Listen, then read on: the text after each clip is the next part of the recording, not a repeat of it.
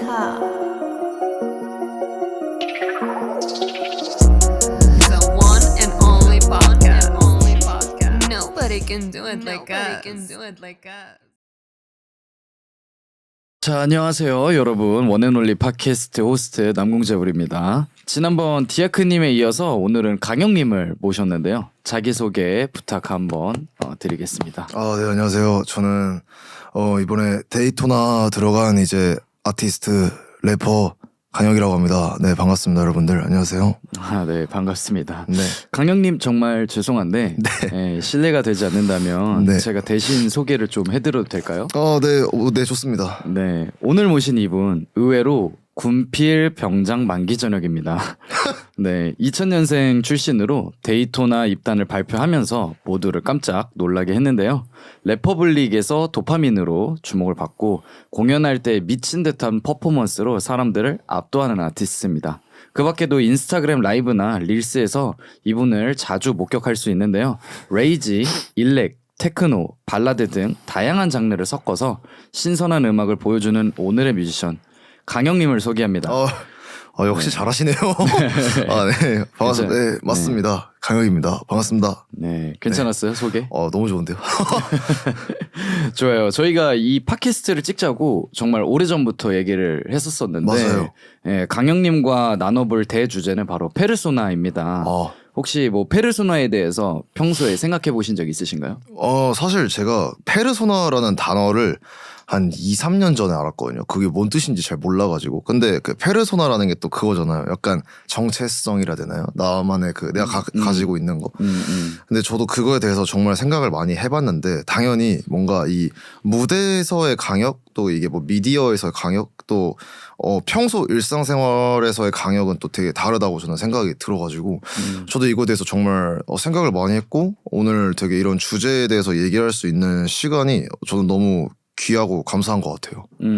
좋아요. 제가 그 강영님을 꼭 모시고 싶었었던 이유가 아무래도 이제 매체를 통해서 강영님을 보게 되면 좀 약간 유쾌하고 좀 에너지틱하고 약간 그런 모습들이 있는데 저희가 사석에서 뵐 때는 정말 캄다운된 상태로 저희가 보통 진짜 안 믿길 만큼 저희가 좀 진지충되잖아요. 둘이 있을 때. 맞아요. 그래서 이런 자리를 빌어서 특히나 이 정체성, 아이덴티티 이런 것들이 좀 바뀔 때에 대한 모습들을 좀 그래도 나름 여기서 좀 진지하게 좋아요. 너무 좋습니다. 네네 그렇게 얘기하면 좋을 것 같아서 오늘 좀 준비를 해봤고요.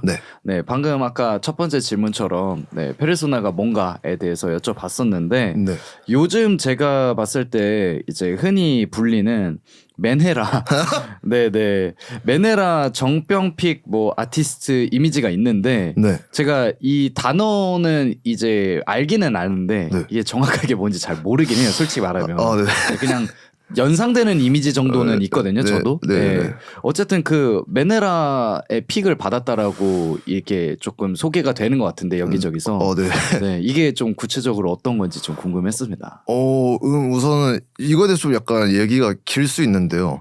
사실 저는 일단은 제가 보여주는 이미지가 있잖아요. 좀 미디어에서 보여주는 이미지가 되게 좀 정신사납고 뭔가 진짜 막 주체 못하고 좀 약간 그런 좀 뭐라 해야죠? 조금 흔히 말하는 좀 진짜 미친 사람?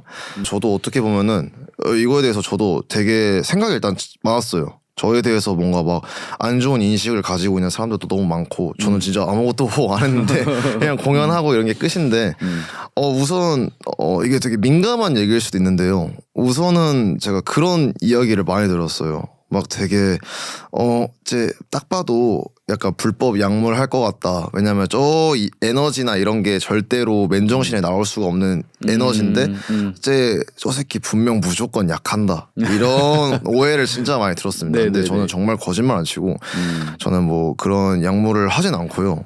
아무것도 안 하고요. 진짜 아예 안 하고요. 진짜 완전 소버고요. 정말로. 그냥 좋아하는 거는 뭐 술, 담배 뭐 이런 게 끝이고 사실 그런 거에 대해서 오해를 받는 게 처음에 되게 기분이 좋진 않았어요. 왜냐면 전 진짜 그런 사람이 아닌데 근데 어쨌든 또 반대로 해석하면은 난 진짜 맨정신인데 이 사람들은 내가 그 정도의 에너지를 갖고 있다고 생각하는구나라고 뭔가 그렇게 해석하면은 또 나쁘진 않은 것 같기도 하고 저는 원래는 그냥 진짜 에너지틱한 사람이긴 해요. 사실 집에 있을 때는 좀 많이 컴다운하죠. 저는 집에 있을 때 생각보다 재즈도 많이 듣고요. 재즈 막 하우스 이런 거 듣고 발라드도 많이 듣고요. 집에 있을 때는.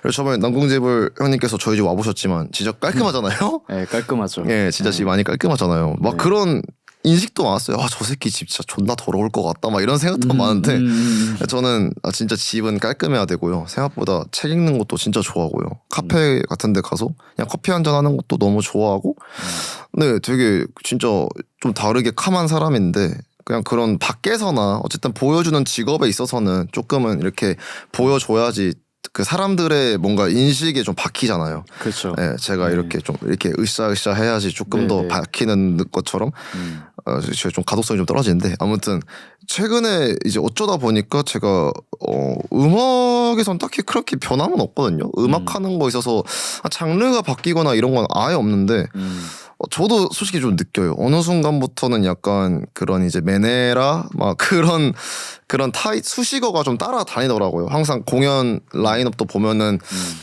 그분들을 제가 비난하는 게 아니라 어쨌든 좀 이제 그런 음악을 하시는 아티스트들이 있으시잖아요. 되게 뭐 최성님이나 고스트클럽. 네네네. 근데 저는 진짜 이분들 진짜 진심으로 너무 좋게 듣고 있거든요. 그렇죠. 저희도 좋아하는 형님들이잖아요. 네네. 저는 최성님이 이번에 파티 도와주셨을 때도 너무 감사했고 고스트클럽님도 진짜 제가 나중에 기회가 되면은 너무 작업하고 싶은 아티스트로 저는 손에 꼽고 있어서 어쨌든 정말 높게 보고 있는데 이제 약간 그런 라인업에 점점 제가 끼면서 그런 수식어가 좀 달리는 것 같아요. 뭔가 막 메네라 뭐 정병픽 강혁재 이제 뭐 메네라다.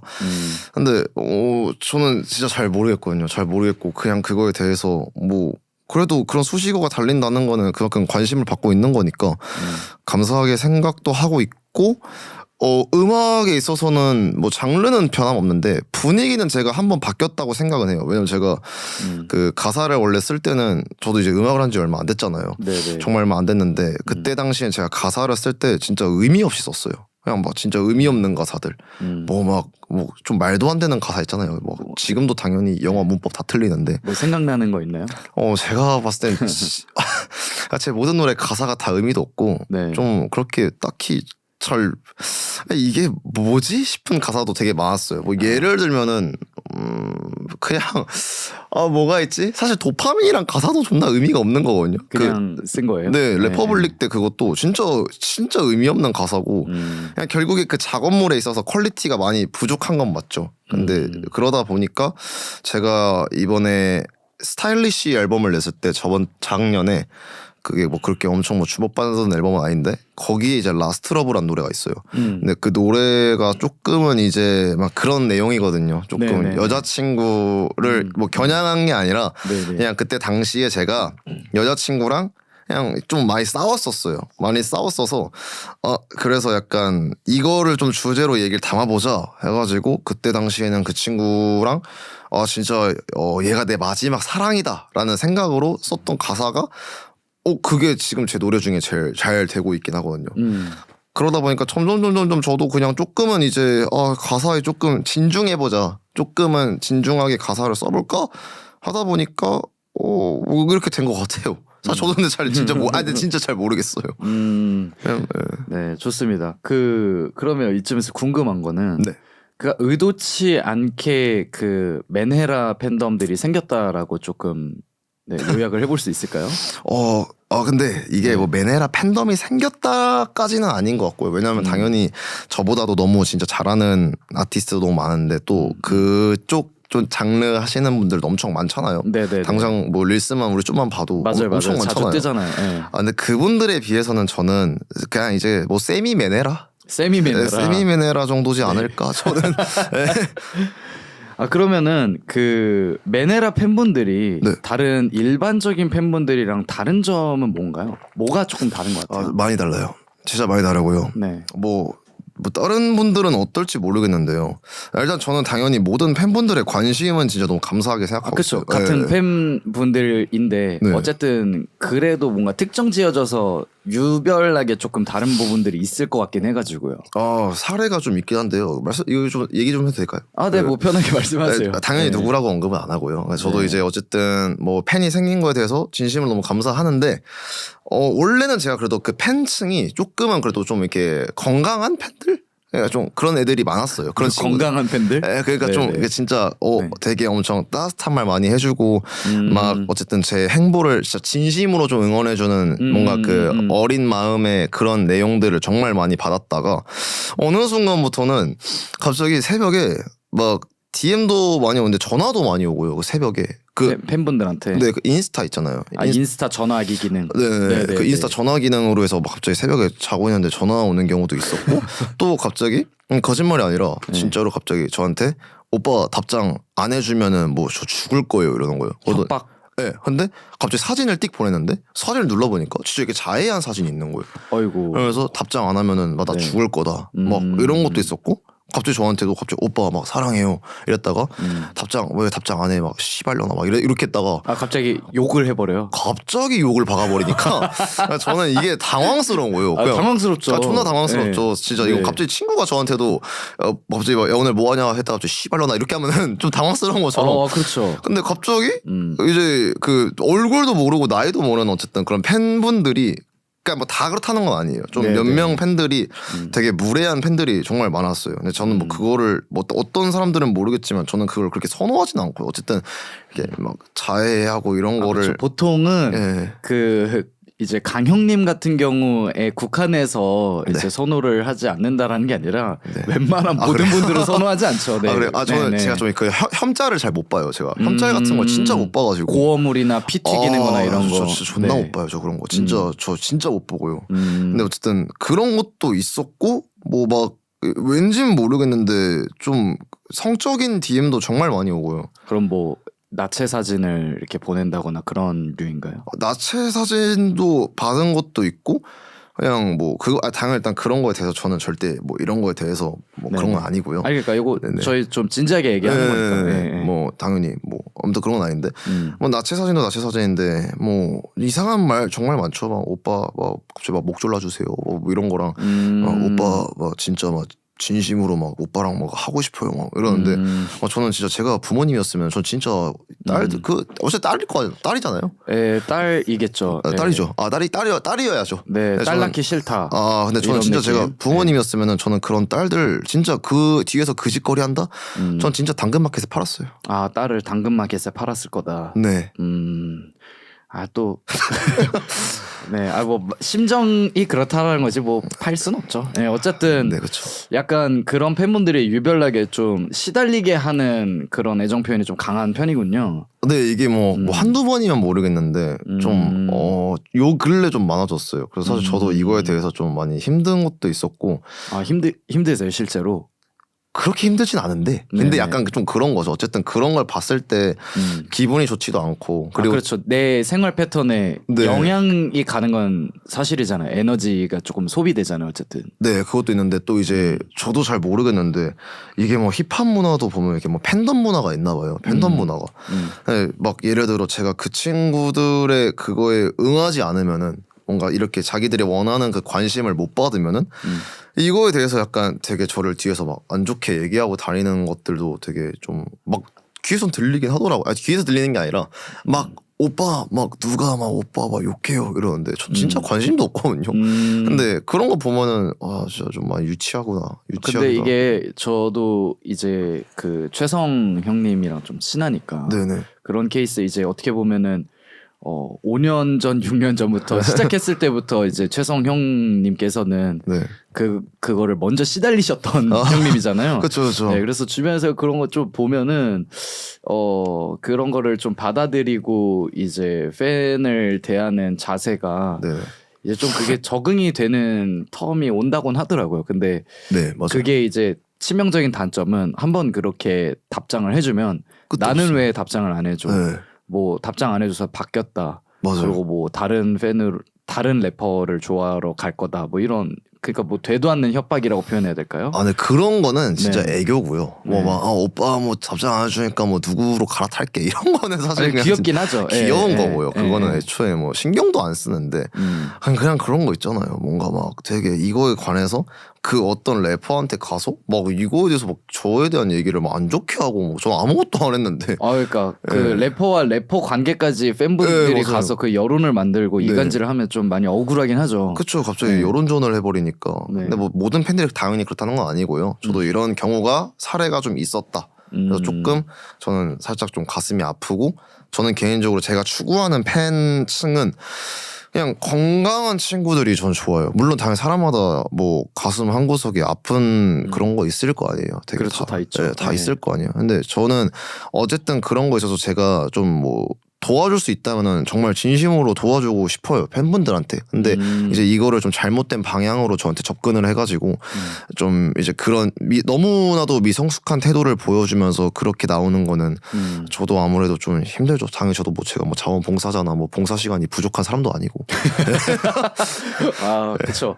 그 약간 제가 생각할 때는 네. 이런 것도 이제 컨트롤을 하는 것까지가 네. 아티스트의 어떤 그 영역이라 봐요. 어쨌든 그 니체가 쓴 신은 죽었다 이런 그 철학 서적이 있는데 니체요? 네 니체. 네. 예, 근데 이 얘기를 왜 드리냐면 이제 가사예요? 가사가 아니라 네. 철학가예요, 철학가. 아, 되게 네네. 유명한. 예. 네네. 근데 그분이 이제 그 산업혁명 시기쯤에 그런 얘기를 하신 건데 네. 조금 쉽게 요약해서 말씀드리면 사람들은 어쨌든 숭배할 대상을 찾는다가 그거의 요지예요. 그래서 왜 신은 죽었냐면 이제 산업혁명이 시작이 되고 그래서 사람들은 그거를 자본적인 물질적인 거를 이제 우선시로 두기 때문에 그 이전에는 어떤 신앙적인 게 숭배 대상이었다면 그 이제 이전이 된다. 근데 이거를 왜 말씀드리냐면 네. 어쨌든 뭐 강영님이나 저나 각자의 그 분야에서 각자의 신앙을 만든다고 생각을 해요.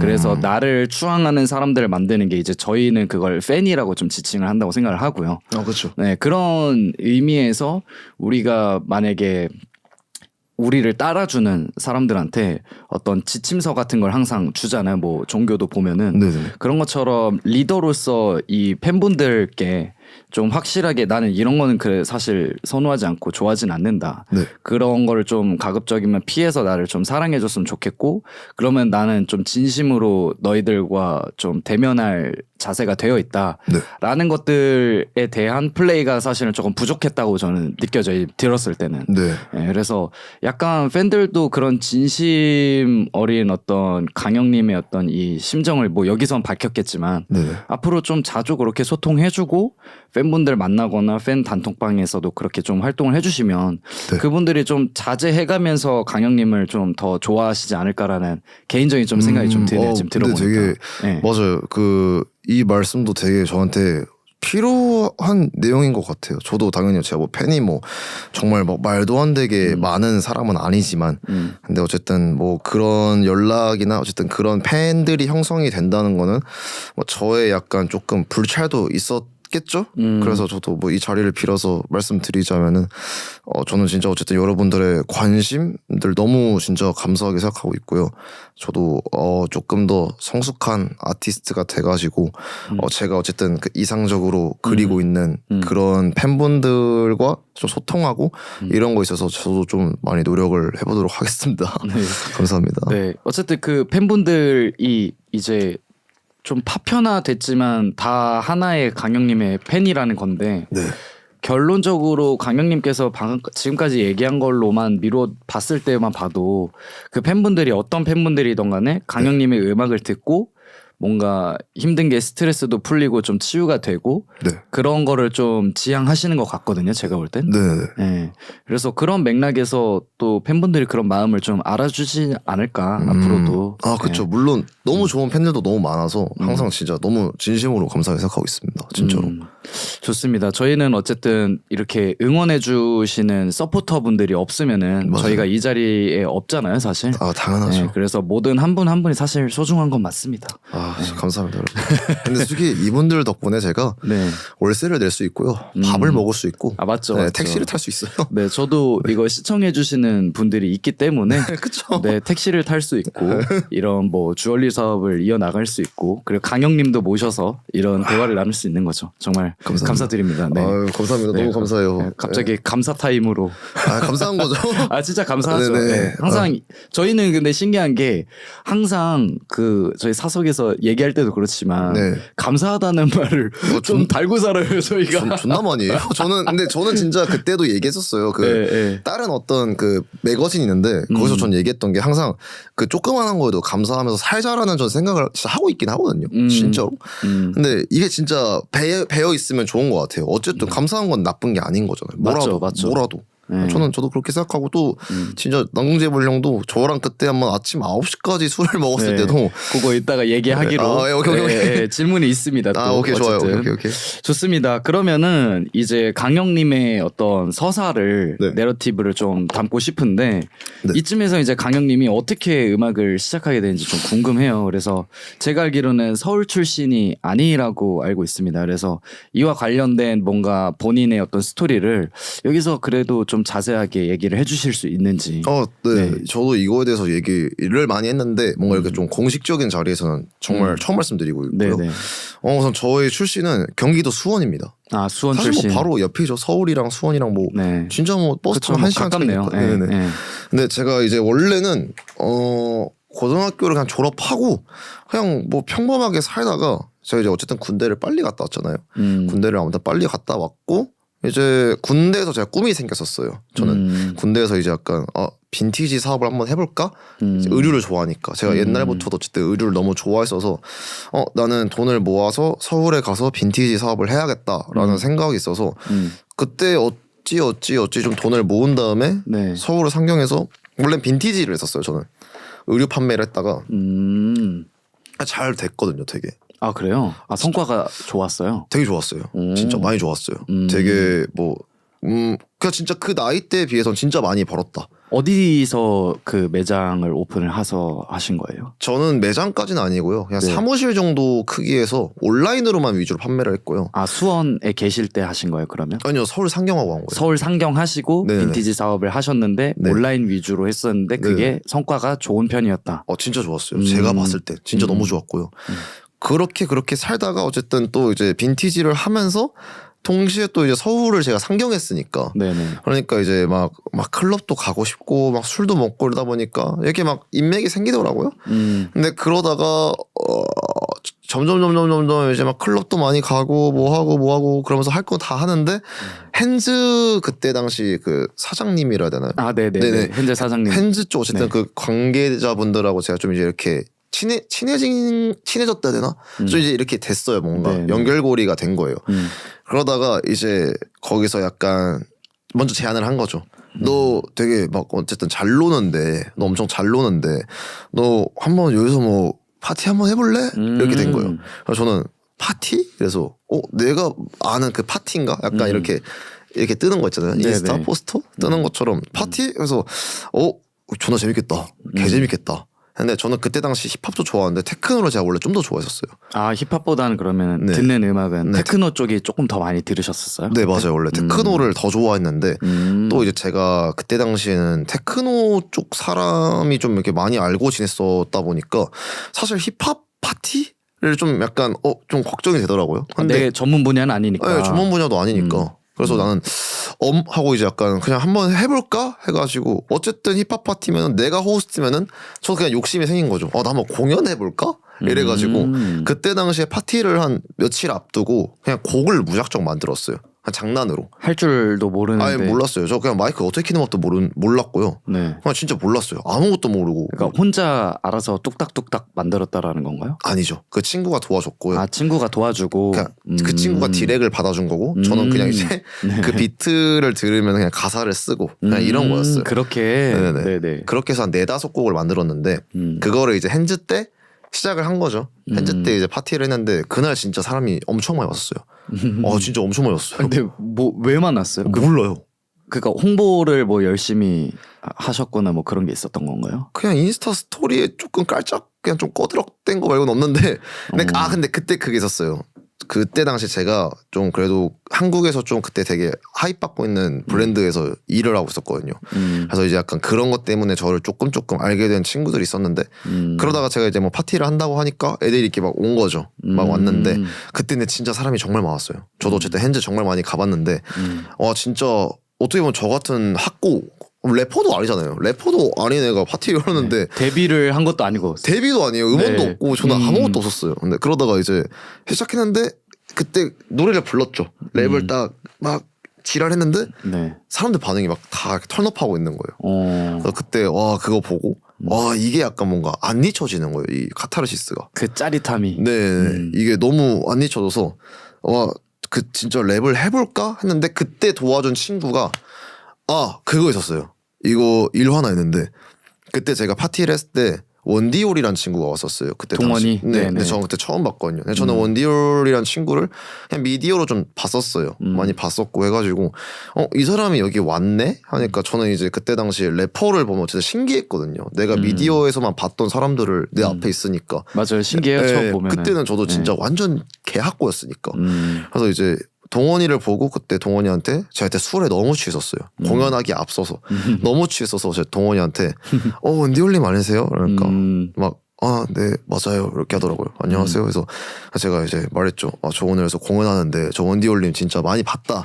만약에 오늘 제 공연이 멋있으면은 저 팔로우 하세요. 진짜 이랬어요.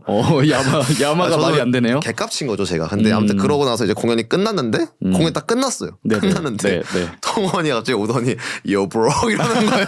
Yo bro. 갑자기 Yo bro가 돼가지고 걔 괌 출신이라서 영어를 먼저 갈기고 시작해요. 맞아요. 그래서 갑자기 Yo bro 이러면서 막 뭐 어쨌든 저를 너무 좋게 봐주셔가지고 그렇게 해서 동원이가 이제 뭐 너 형 뭐 내일 뭐 저희 작업실 오실래요? 해가지고 그때 작업실을 처음으로 가서 동원이한테 이제 녹음을 좀 배운 거죠. 그러면서 이제 래퍼의 삶이 시작된 거죠.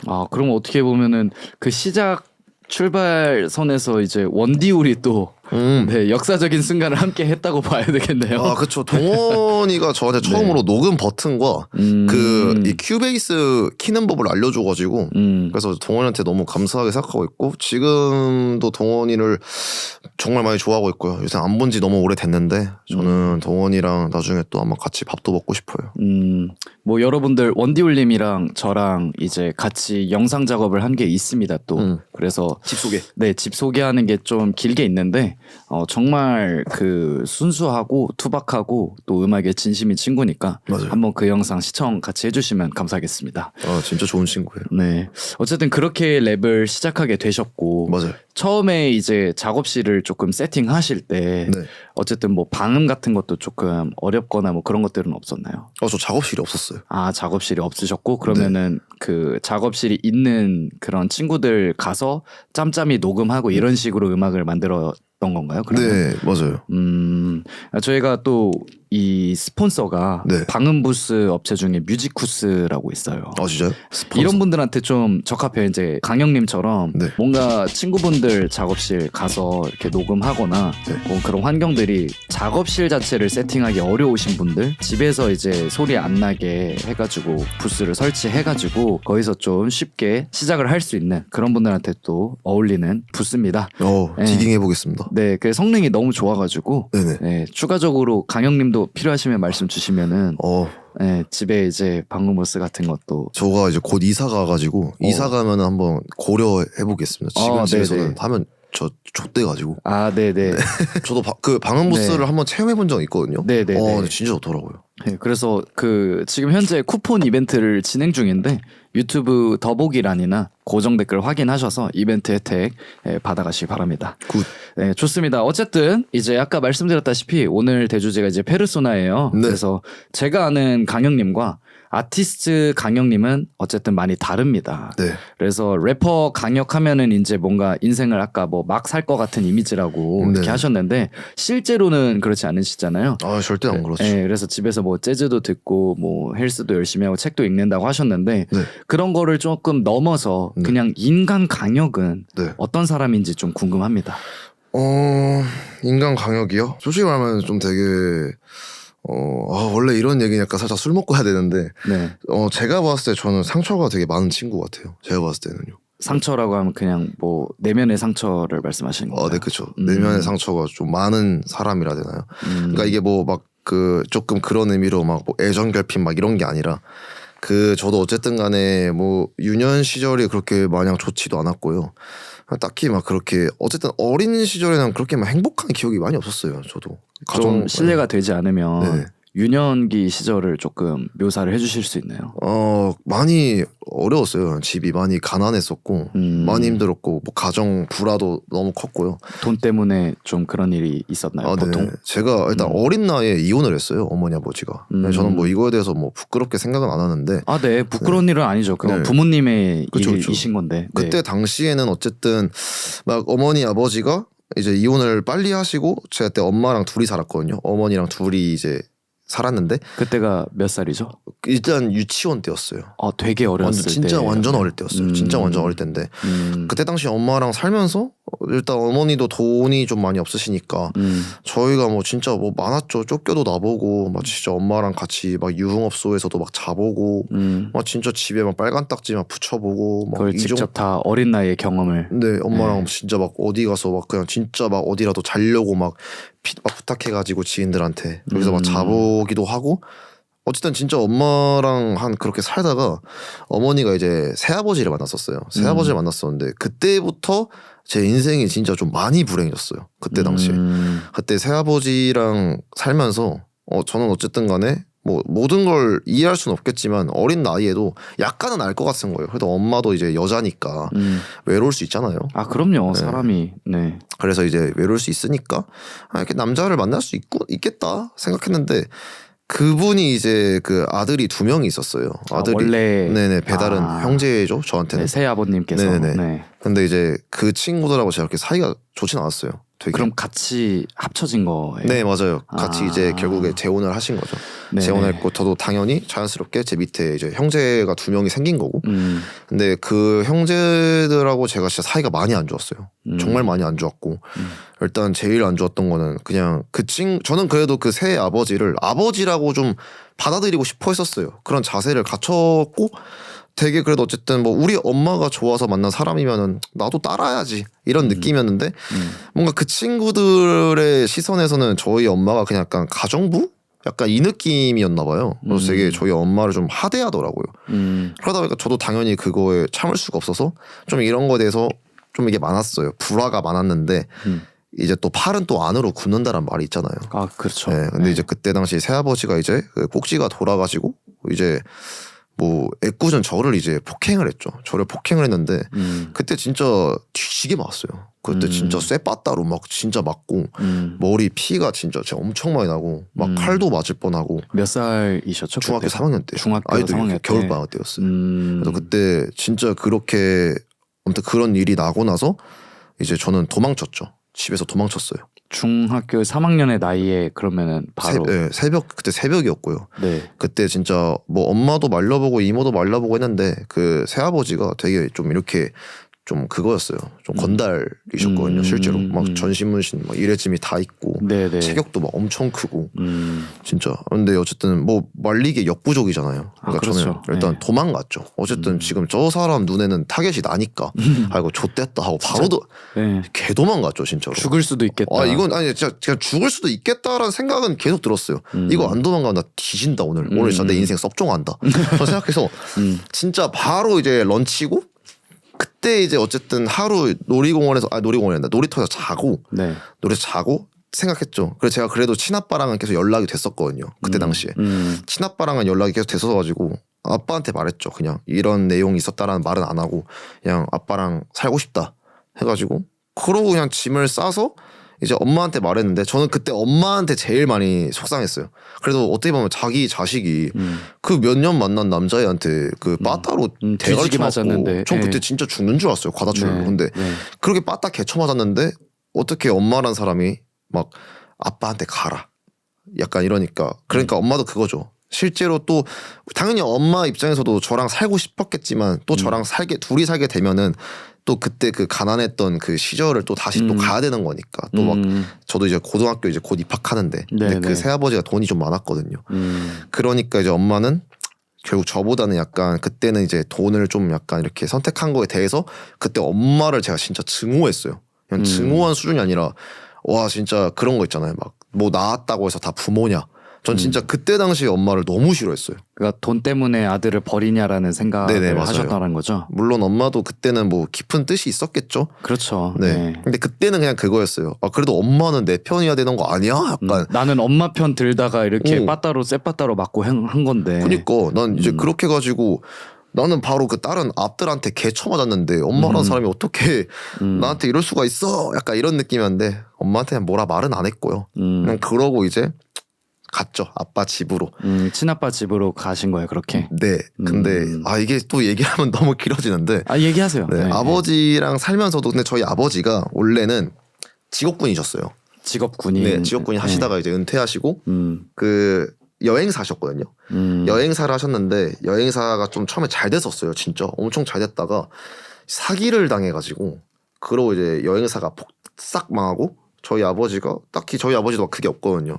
가방끈이 짧으셔가지고 결국에 할 수 있는 게 뭐 몸으로 때우는 직업밖에 없으니까 약간 이제 일용직 그런 쪽 하시다가 되게 높게 가신 거예요. 이제 그 팀장까지 가셔가지고 되게 돈을 좀 버셨는데 3층 거기서 떨어지셨어요. 아버지가.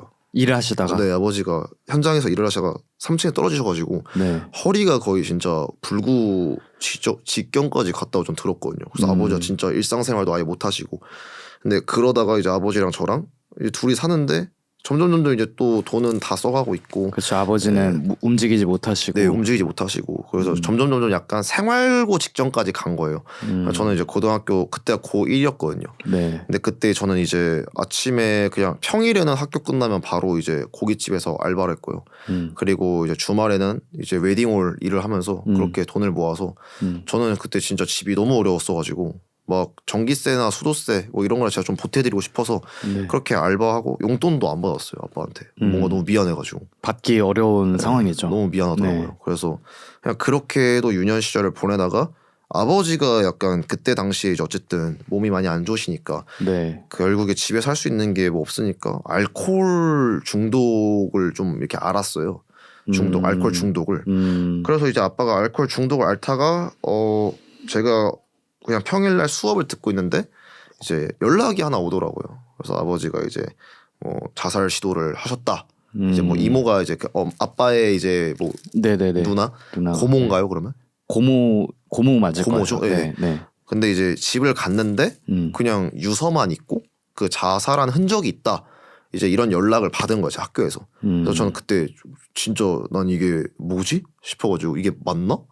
하고 바로 집으로 달려갔죠. 근데 집에도 없으시고 뭐 전화도 안 받고 그러니까 저도 결국 경찰에 신고를 했고 근데 뭐 어쩌다 보니까 뭐 어디서 그냥 주무시고 있었대요. 근데 뭐 하시다가 그냥 그러면서 되게 어쨌든 유년 시절은 뭐 그런 게 많았어요. 되게 진짜 뭐 좀 입에 담기도 좀 어려운 말들도 있었는데 더 많긴 한데 그냥 어쨌든 이런 큰 사건들이 있다 보니까 사실 제 유년 시절이 그렇게 마냥 행복하지도 않았고 거기서 좀 상처를 많이 받았던 것 같아요. 그러면서 근데 저는 좀 반대로 탈선은 안 했어요. 막 고등학교 때 담배도 안 폈고요. 술도 안 마셨고요. 그냥 고등학교 때 그냥 특성화고 들어가서 열심히 그냥 자격증 따고 그냥 공부는 잘 안 했지만 그래도 자격증이나 이런 거 있으면은 어쨌든 취업하기 좋으니까 그냥 그렇게 하고 그렇게 된 것 같아요. 그러고 이제 그냥 성인이 됐고 20살에 성인이 됐고 네 이런 얘기가 있었다. 어린 시절에는. 그러면은 그때 어떻게 보면 군대를 일찍 가셨다고 하셨는데 20살 성인 되고 거의 바로 가신 건가요? 아니면? 아니요. 21살에 갔어요. 21살에? 그럼 어떻게 보면은 군대라는 곳이 강영님에게 있어서는 일종의 또 도피처가 됐을 수도 있겠네요. 그 당시 상황으로만 보면은. 그쵸. 도피처도 도피처고 그때 당시 제가 20살 되고 나서 취업을 하긴 했었어요. 취업을 했었는데 이제 뭔가 제가 뭔가 생각하는 그런 이미지랑 너무 다르더라고요. 취업한 곳이. 그래서 이제 저는 이제 미디어과여가지고 뭐 이제 자격증이 좀 있어요. 그 기능사 자격증도 좀 있고. 네. 근데 이제 그냥 안정적인 직장은 맞는데 제가 뭔가 그런 평범한 직장인 같은 삶을 못 살겠더라고요. 뭔가 20살에 너무 출퇴근도 너무 멀었고 그러니까 그러다 그냥 평범한 알바를 하다가 제가 그러다가 여기서 살짝 그게 있었어요. 탈선을 안 했다 했잖아요. 네. 근데 20살 5월에 제가 이제 그때 어떤 친구가 있었는데 그 친구가 뭐 홍대에서 한번 놀아보자는 거예요. 그래서 그때 20살 5월에 홍대를 갔는데 그때 저는 그게 너무 충격이었던 거예요. 막 그때 어디 클럽인지 기억은 안 나는데 아무튼 그런 클럽을 가가지고 막 술 먹고 막 힙합 음악이 나오는데 사람들 막 다 춤추고 있고 이러니까 와 그때 그게 전 너무 좀 충격이었던 거예요. 저는 제가 수원 살았으니까 서울을 한 번도 가본 적이 없거든요, 거의. 근데 이제 와 이런 문화가 있구나. 그리고 되게 다 멋있는 그때 당시 제 눈엔 다 사람들 너무 멋있어 보이니까 그렇게 해서 막 진짜 그러고 그냥 1년 동안 그냥 논 거예요, 그 지랄로. 1년 동안 계속 거기에 빠져서 엠생같이 논 거죠 그냥. 네네. 그냥 진짜 맨날 첫 차 타고 집 오고 자고 일어나면 그냥 씻고 밥 먹고 또 홍대 가서 또 놀고 이 지랄을 1년을 한 거예요 제가. 그러다가 이제 아빠가 저한테 이제 뭐라 말한 거죠. 왜냐면 저희 집안이 다 군대 집안이에요. 그래서 이제 아빠가 이따구로 살 거면은 꺼져라. 바로 이제 그 군지하러 가라 해가지고 그래서 그냥 저도 그래 뭐 할 것도 없는데 그냥 군대나 빨리 갔다 오자. 매나 빨리 맞자 해가지고 그냥 바로 군대 갔다 온 거예요. 바로. 그렇게 군대를 갔다 오셔서 아까랑 이어지는 얘기로 이제 뭐 빈티지샵도 해보시고 가다가 음악도 하게 되고. 맞아요. 그래서 상처가 많다고 얘기를 하셨군요. 네, 어린 시절에 상처가 많았어서 제가 인간 강역으로서의 저는 상처가 일단은 많아요. 솔직히 말하면 상처도 많은데 그만큼 조금 어떤 뭔가 개념인지는 모르겠는데 상처는 많은데 저와 좀 같은 친구들을 보면은 되게 그 도와주고 싶은 느낌 아세요? 약간 네네 뭔지 알아요. 당연히 저도 뭐 이룬 것도 없고 저도 뭐 가진 건 뭐 그렇게 많지는 않아요. 근데 어쨌든 점점 당연히 저 같은 그런 아픔을 겪고 있는 친구들도 있을 거고 겪은 친구도 있을 거 아니에요.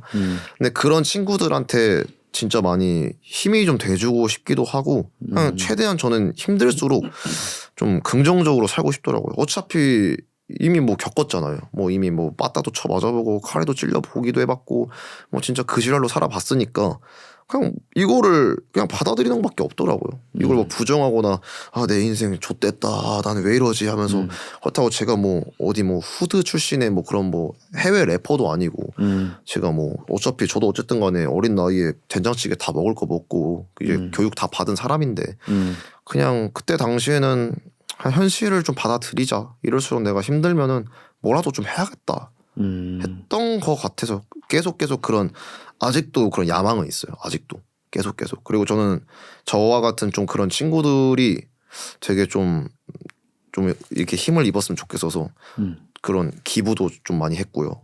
뒤에서 몰래 기부도 좀 했고요.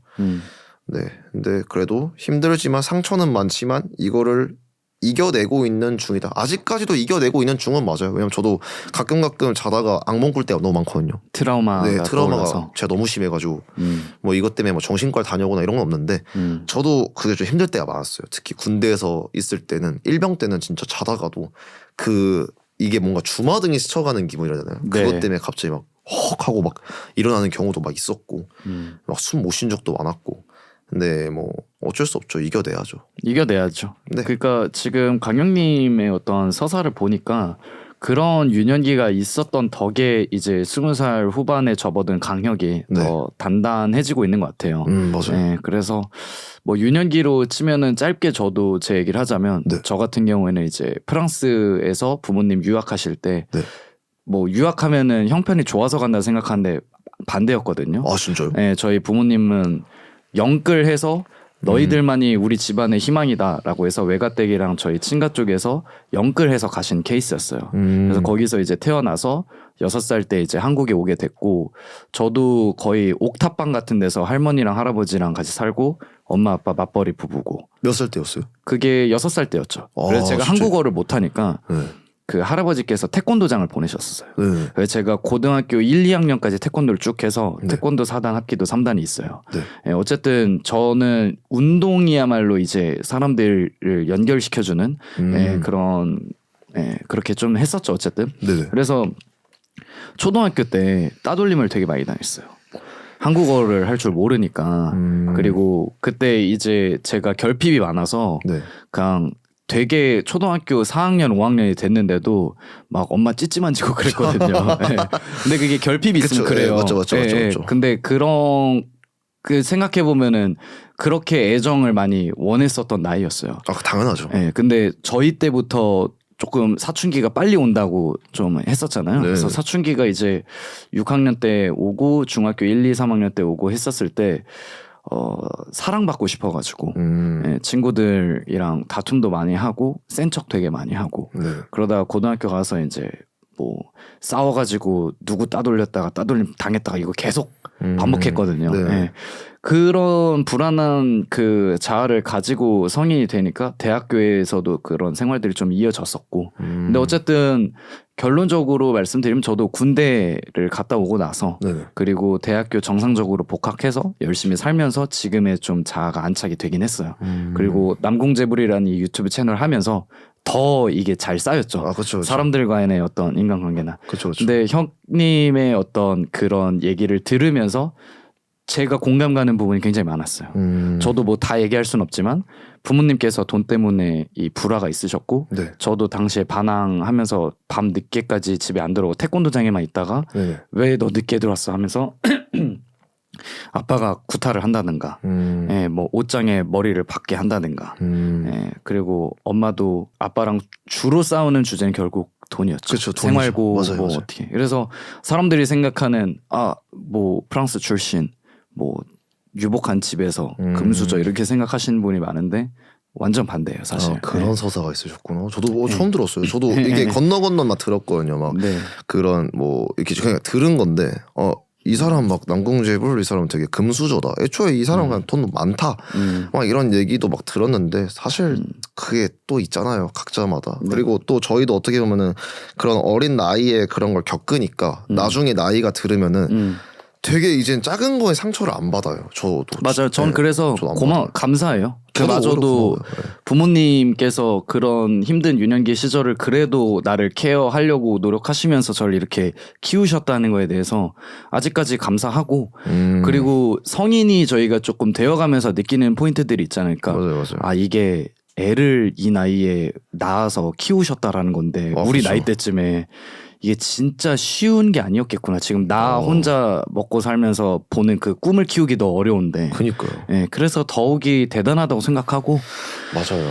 예, 그냥 뭐 저희 부모님의 그 과거 때에 대해서 뭐 왈가왈부해서 잘잘못을 따지기에 이제 너무 옛날 얘기고 그냥 부모님은 부모님대로 사랑하고 감사하면서 저희는 이제 또 새로운 부모가 되었을 때 저희를 좀 상상하면서 열심히 활동해야죠. 네, 저도 용서했어요 부모님. 원래는 어린 나이에는 당연히 좀 그랬죠. 어쨌든 저도 친구들하고 비교도 많이 당하고 누구 집은 막 잘 살고 이러는데 뭐 조금 원망했는데 저도 어쨌든 대가리 차니까 약간 이해는 가더라고요. 이해도 가서 지금은 용서했어요. 엄마 아빠 다 용서했고 저도 빨리 어쨌든 제가 저 먼저 좀 잘해가지고 저도 좀 일단 정착하고 뭐 돈을 좀 많이 번다면은 그때 이제 부모님 좀 호강시켜 드려야겠죠. 살아 계시는 동안에는. 그게 진짜 건강한 생각이고 맞아요. 저도 저 초등학교 때 에어포스 원 그 이렇게 발목까지 올라오는 하이탑이 유행이었거든요. 그거를 그때 당시 가격이 뭐 13만 원, 14만 원 이랬었는데 아버지가 그거를 그 가품을 사주셨었어요. 저 비슷한 살이 있어요. 네, 그 뭐 옥션 그때는 옥션에서 G마켓 이런 걸로. G마켓. 네, 맞아요. 그래서 조금 청록색이 띄는 에어포스를 신고 갔다가 학교에서 놀림을 당한 적이 있었거든요. 그래서 홧김에 절 놀렸던 여자애 그때 다 화분 하나씩 키우잖아요. 화분을 깨트려 버렸어요. 그래서 선생님이 와서 너는 문제하다. 근데 이게 따지고 보면 다 돈 때문인 거잖아요. 네. 그래서 저는 그렇기 때문에 성공을 하고 싶어 하는 이유가 명확해요. 내가 부모님 됐을 때 그러니까 막 자식을 뭐 돈 너 뭐 신경 쓰지 말고 할 거 다 해 하면서 키운다라는 게 아니라 네. 그렇게 버릇 나쁘게 키운다는 게 아니라 네. 적어도 이런 거에서부터는 친구들한테 이런 아픔은 없어야지라는 생각을 합니다. 저도 마찬가지입니다. 저도 그때 당시에 진짜 저도 슈프림을 그때 당시에 가방을 사고 싶었었는데 그때 유행이었어요 또 슈프림이. 맞아요. 슈프림 스펠링이 뭐죠? SUPREM인가요? 맞아요. 근데 저는 그때 당시 엄마가 저도 이거를 그때 수원에 남문 시장이 있거든요. 약간 그런 종합 상가 같은데 거기서 엄마 가방을 사주셨는데 그게 약간 슈프림이 아니라 슈퍼미 약간 이런 느낌이었어요. 슈퍼미. 저는 그때 당연히 슈프림인 줄 알고 메고 다니다가 네네. 이제 꼽 개당하고 좀 엄마 좀 원망했죠 그때. 네. 근데 그게 참 부모님을 원망하기 좀 그런 게 형편은 안 되는데 내 어떻게든 가우 살려주려고 가우 살려주려고 그렇게 한 거니까. 그래서 아버지는 지금도 그거를 제가 맨날 이렇게 웃으면서 얘기를 하는데 아버지는 그때의 그게 아직도 미안한가 봐요. 근데 그쵸. 뭐 이 자리를 빌어서 얘기하면 뭐 미안할 필요 없고 마음 충분히 이해 가고 그렇기 때문에 좀 더 이렇게 조금 더 강인하게 큰 게 아닐까. 그렇죠. 너무 강인하죠, 저는 지금. 맞아요. 진짜. 네. 사소한 걸로 사실 흔들리기가 쉽지 않아요. 그래서 저희가 뭔가 이런 미디어 활동하면서 평가를 받는 직업인데 평가가 좋지 않든 여론이 이렇든 그런 거에 흔들리지 않는 이유가 그것보다 더 이상의 어떤 가치를 추구하고 중요한 게 뭔지 알기 때문이라고 생각합니다. 저도 진짜 악플 같은 거 있어서도 긁히진 않고요. 그냥 솔직히 악플 달리는 것도 관심이잖아요. 그 댓글 두세 개 달리는 것보단 뭐 300개씩 달리는 게 나아요. 저는 진짜 그 래퍼블릭 때 도파민 영상 보시면은 거기 댓글 보면 저희 어머니 직업이 7번이 바뀌어 있어요. 아이고. 보면 근데 저는 이제 그런 거에 대해서 진짜 타격이 없어서. 근데 맞아요. 그 덕에 제가 알고 있는 것처럼 그게 화제성이에요. 감사합니다. 좋아요. 좋습니다. 이쯤에서 이제 저희가 좀 사적 질문에 대해서 얘기를 해보면 좋을 것 같아요. 이상형을 먼저 여쭤보고 싶습니다. 저번에 저희끼리 술 마실 때 리고엔스 신는 여자가 좋다. 이게 왜 이상형이 리고엔스 신는 여잔지. 제가 그런 말 했어요? 술 먹을 때 그랬었어요. 많이 취했나 보네. 그러니까 그게 리고엔스 신는 여자를 그게 무조건적으로 선호한다 이런 게 아니라 그냥 그런 거죠. 어쨌든 리고엔스를 신으면은 조금 더 약간 스타일리시한 거지 않을까라는 생각에서 그렇게 비롯돼서 얘기를 한 것 같고요. 저의 일단 그 좋아하는 타입은 비주얼 말씀하시는 건가요? 네, 비주얼. 아웃핏적으로 어쨌든. 아웃핏. 사실 근데 저 진짜 소신 발언하자면요. 그냥 그 친구가 어떤 친구가 에이블리를 입든 뭘 입든 간에 저는 근데 진짜 그거에서 그냥 어울리면 신경 안 써요. 어울리면 딱히 그런 거에서 신경 안 쓰고 있고. 근데 조금 원하는 타입은 뭐냐면은 일단 저는 원래 옛날에는 그 퍼부츠, 퍼자켓에 환장했거든요. 여자가 퍼 이렇게 부들부들한 원단 말씀하신 거죠. 이렇게 크고. 이 퍼자켓. 저는 진짜 얼마나 그거에 대해서 진짜 광적으로 집착했냐면요. 전 진짜로 옛날에 진짜 누구라 말해야 되지? 연예인 누구라고 말씀은 못 드리겠는데 어쨌든 간에 전 남자가 약간 퍼자켓 입어도 와 섹시하다 이 정도로 약간 퍼자켓에 집착했었어요 진짜로. 그래서 저희 집 와보셨듯이 퍼자켓 진짜 많았잖아요. 맞아요. 그래서 저는 어쨌든 여자가 퍼자켓 입는 거 와 진짜 존나 개섹시하다 막 이렇게 생각했었죠. 되게 성숙해 보인다. 근데 이게 이제 어쨌든 점점 이제 너무 그 개나 소나 다 입는 걸 보고 약간 이제 좀 흥미가 떨어졌는데 지금 좋아하는 스타일은 약간은 부츠컷 입는 여자를 좋아하는 것 같아요. 부츠컷에 약간 구두. 바뀌었네요 그 사이에. 많이 바뀌었어요. 근데 그거예요. 부츠컷을 입는데 살짝 이런 말씀 드려도 되나? 다 하세요. 살짝 그 라인이 있어야 돼요. 골반 라인에서 떨어지는. 그 약간 진짜 그 콜라병? 그 포인트가 있거든요. 원피스 남이. 저는 그리고 약간 동탄 미시룩도 좋아해요. 동탄 미시룩이라고 한다면 이제 그 부들부들한 실크 원단에 착 붙고 슬리퍼 이렇게 샤넬 슬리퍼 신고 다니는. 저 생각해보면 좀 족같네요 그거는. 아닌 것 같아요.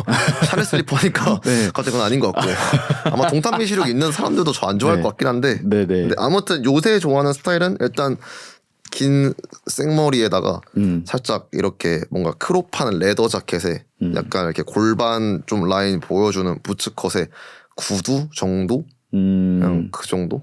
저는 근데 어쨌든 리고에서 신는 여자 그냥 결론적으로 말하면은 그냥 나쁘진 않다. 좋아한다. 그래도 패션을 좋아하는 맞아요. 관심이 있는 거니까 뭐 그렇죠. 저만 해도 약간 힙합으로만 쳐도 약간 리그오엔스가 이제 좀 너무 많이 대중화됐잖아요. 그렇죠. 그냥 뭐 예를 들어 너 래퍼 누구 좋아해 했을 때 그래도 어쨌든 나 뭐 플레이보이 카티 좋아해 이러면 약간 그래도 약간 얘 카티 듣는구나 약간 이렇게라도 약간 프레임이 씌워지니까 그것도 약간의 또 공감대 형성이 된다고 저는 생각을 해서 어쨌든 뭐 리그에서 신는 여자도 좋아하고요. 또 요새는 이제 부츠컷 좋아하기도 하고 사실 그냥 뭐 다 좋아한다. 네. 다 좋아합니다. 아 이번에 카티 내한온다는 그런 업계 소문이 있더라고요. 그 소문은 제가 알기로 한 6년 전부터 있었던 걸로 알고 있어가지고. 네 이번에 좀 확실시 되는 느낌이 있는 것 같아요. 이거 여기서 말씀해도 되는 건가요? 뭐 아니면 말고요. 근데 제가 봤을 때는 네. 그 카티는 모르겠는데 켄 칼슨 선배님은 오신다고 제가 들었어요. 칼슨 옛날부터 성수 쪽으로 오신다고 뭐 듣긴 들었는데 원래 작년 할로윈 때 뭐 온다 들었거든요. 제가 저도 그냥 어디서 카더라 하면서 들었는데 저는 근데 요즘은 약간 오피움 사단 음악을 좋아하긴 좋아하는데 예전만큼 광적으로 집착하지 않는 것 같아요. 예전만큼은. 예전에는 많이 좋아하셨어요. 아 저는 예전에는 전 진짜 제가 뭐 한국 카티인 줄 알았어요. 저는. 저는 웃을 때도 일부러 막 후아 이렇게 웃었어요. 와 카티처럼. 네, 일부러 병신 그렇게 웃었어요. 일부러. 아 그러면은 리액션 할 때도 씨야. 아 진짜 그 지랄 존나 했죠. 아 진짜로. 네. 와 이거는 일상생활이 돼요 그렇게 하면? 그냥 병신이죠 그냥. 아. 근데 이제 그땐 제가 너무 그 사람을 너무 숭배해가지고 네. 막 너무 숭배해서 진짜 음악 어쨌든 제가 처음 알게 된 게 이제 힙합에 좀 이렇게 딥하게 알게 된 게 카티니까 저는 그때 당시 그냥 카티가 진짜 이 우주 그냥 최강인 줄 알았어요. 최강의 래퍼. 이 사람 미만 다 잡. 싹 다 잡 이랬는데 다 가짜 래퍼 다 병신 다 카티 미만은 진짜 다 래퍼 아님 얘가 제일 래퍼임 막 이랬는데 나중 보다 보니까 저도 그때 당시 제가 너무 많이 어렸던 것 같고 네네네. 그리고 옛날 음악을 들어봐도 제가 카티를 너무 많이 영향받았다라는 것도 많이 보여지고요. 네, 뭐 어쨌든 뭐 카티가 어쨌든 내한한다면은 저는 진짜 당연히 가고 싶죠. 뭐 저도 가고 싶죠. 너무 가고 싶어요. 근데 저는 개인적으로 어쨌든 그 지금 국내에 깔려 있는 카티 음악뿐만 아니라 이제 원래 뭐 드레인갱이라고 하잖아요. 너무 좋죠. 백인 쪽 그 친구분들이 하시는, 그러니까 어떻게 보면 백인 마약하는 분들이 하는 그 장발 실루엣이라고 할까요? 그게 약간 살짝 락시크 쉿. 네. 그게 이제 힙합의 베이스로 지금 국내에서 자리 잡고 있는 이 인식이 전 조금 아쉽긴 해요. 어쨌든 그 힙합은 미국 거고 미국 본토, 저도 이제 흑인 친구들이 좀 많거든요 이제는. 그래서 흑인 친구들 얘기를 들어보면 카티 음악에 춤춰서 이렇게 듣는 친구들은 거의 없고 결국엔 다 영보이, 푸샤이스티, 트랩 사운드, 트랩 사운드 결국에는 그거죠. 뭐 구찌메인, 퓨처, 영떡 다 이렇게 가는데 지금 영떡은 모르겠지만 어쨌든 뭐 아웃핏적으로나 비주얼적으로나 그렇게 하면서 높다라고 지칭하는 친구들 실제로 보면은 기본적으로 그런 걸 하려면 멋이 있어야 되는데 그 친구들이 왜소한데 그런 착 붙는 실루엣의 락시크 느낌을 내면서 힙합 얘기를 하니까 뭔가 개인적으로 좀 직접적으로 봤을 때 그렇게 태가 나진 않는다. 저도 어쨌든 저도 아웃핏을 진짜 많이 예민시하잖아요. 저도 진짜 예민하게 보는데 저는 일단 조금 솔직히 말씀드리자면은 저도 많이 보여요. 요새 요 근래 보면은 진짜 좀 이렇게 막 깡마른 친구들이 다시 돌아온 거죠. 그 에디 슬리먼 실루엣이 다시 돌아온 거죠. 그 생로랑 느낌. 근데 이게 사실 저는 진짜 좀 보면서 안타까운 게 저는 아직까지 한국에서 그거에 대해서 진짜 제대로 소화한 사람은 그 모델 중은 좀 있죠. 모델들은. 그렇죠. 모델들은 이제 스타일리스트도 붙고 본인들이 그런 거를 하는 직업이니까. 모델들은 그런 게 있는데 뭐 아티스트나 아니면 어쨌든 그냥 뭐 그런 걸 좋아하는 친구들 중에서 보면은 그 태가 안 나는 이유가 일단 근본적으로 딱 세 가지가 있어요. 그거는 아무리 흉내내도 그 원조를 절대 못 이겨요. 그 느낌이 안 살아요. 첫 번째 뭐죠? 첫 번째는 일단 동양인이랑 서양인이랑 허벅지 굵기 차이가 달라요. 그 보시면 알겠지만 흑인들도 허벅지 보면 진짜 엄청 깡말랐잖아요. 맞아요. 진짜 깡마르고 종아리도 발목도 얇고 엄청 얇잖아요. 근데 한국인들은 전체적으로 일단 허벅지가 좀 두꺼워요. 농사를 지어서 그랬나요 저희가? 농사인지 모르겠는데 모르겠어요. 근데 저는 제가 봤을 때는 막 동양인들 보면은 꼭 동양인이라기보다는 어쨌든 이렇게 뭔가 허벅지가 좀 달라요. 그 둘레 차이도 되게 허벅지에서부터 실루엣이 다르다. 네, 완전 달라요. 그러다 보니까 아무리 그 생로랑 슬림진을 입어도 그 실루엣이 안 나오는 거예요. 제가 봤을 때는. 물론 아닌 사람도 있겠죠. 근데 전체적으로 좀 보면은 보편적으로 그 해외들은 좀 이렇게 팔다리가 완전 길잖아요. 아 그렇죠. 거기는 장신들도 많고 완전 길기도 하고 그리고 두 번째로는 일단 이 서양인들 알죠? 볼 파인 거. 이렇게 약간 완전 파여 있잖아요. 근데 그거는 진짜 저도 뭐 외국인 친구들을 많이 보면서 느낀 게 전 그게 너무 부러운 거예요. 딱 각져 있고 턱도 각져 있고 코 높고 볼 파여 있고 이러니까 뭐 어떤 머리를 해도 진짜 다 잘 어울리고. 근데 이제 그 정도 약간 진짜 약간 빈약한 진짜 거의 기아 수준의 이 턱 볼 파인 게 아니면은 저는 그거 시도 안 했으면 좋겠는 거예요. 그래서 저도 그래서 그런 걸 알고 있기 때문에 제 체형을 알고 있기 때문에 저도 옛날에 생로랑 진짜 많이 입었죠. 저도 진짜 많이 입었고 근데 이제 저도 느껴지더라고요. 아, 씨발 내가 아무리 이지랄 해도 그냥 호박에 줄 긋는 것 같다 하는 것도 있고. 세 번째는 제가 봤을 때는 그게 있어요. 눈썹 뼈 알아요? 해외 눈썹뼈. 장발의 일단 기본적으로 어쨌든 이렇게 머리 있잖아요. 이렇게 막 길게 기르는 거.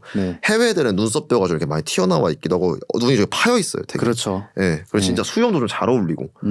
그냥 딱 그 자연스러운 이미지가 있는데. 아무래도 한국인들은 그게 조금 그런 페이스를 가진 사람이 진짜 드물잖아요. 보통 그쵸. 그런 걸 갖고 있으면 다 모델하고 있지. 혼혈이거나 코가 굉장히 높거나 여기가 눈썹뼈가 좀 많이 나오거나 진짜 많이 튀어나와 있고 진짜 좀 누가 봐도 살짝 퇴폐미 약간 이런 느낌이 있는데 한국 사람들은 가능하면은 그 장르를 뭔가 소화하고 싶으면은 진짜 뭐 열심히 노력을 해서 뭐 살을 진짜 완전 개말라 인간이 되든가 아니면은 뭐 진짜 성형 수술을 하든가 저는 성형 수술까지? 근데 저는 진짜 그렇게 생각해요. 왜냐면 그런 착장을 봤을 때 진짜 제가 봐도 와 진짜 그 해외 핀터레스트 감성 느낌 개 나는 사람 많이 못 봤어요. 뭐 제가 그만큼 시야가 뭐 좁은 걸 수도 있겠죠. 근데 아니요. 뭐 맨날 그것만 보시는 분의 인사이트에서 안 보이는 거면은 좀 보통 맞는. 동양인들 한국 사람들 중에서는 그 감성을 제대로 살리는 사람 진짜 많이 못 봤어요. 물론 홍대 가면은 좀 그 ST들은 보여요. ST들은 많이 보이고 코팅진 딱 슬림하게 입고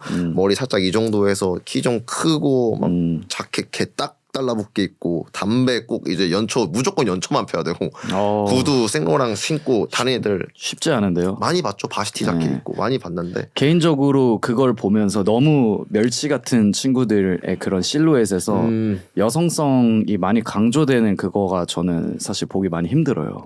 좀 헬스 좀 했으면 좋겠고 그런 친구들은 그럴 수도 있죠. 근데 저는 원래 그걸 좋아했었어요. 저는 좀 그런 걸 되게 좋아했거든요. 그래도 남성미가 어떻게 보면 운동을 해서 이렇게 벌크업된 것도 남성미잖아요. 사실 이게 원래 태생적으로 원래 그게 맞잖아요. 남성은 맞죠. 그게 무조건적이잖아요. 테토가 기본 베이스가 돼야죠. 그렇죠. 무조건 테토 베이스가 맞긴 한데 저도 어느 순간부터는 남성도 섹시해질 수가 있다. 다른 의미로 이게 개말라가지고 이런 걸. 근데 저는 그거를 이제 해외에서만 영감을 받았던 거지.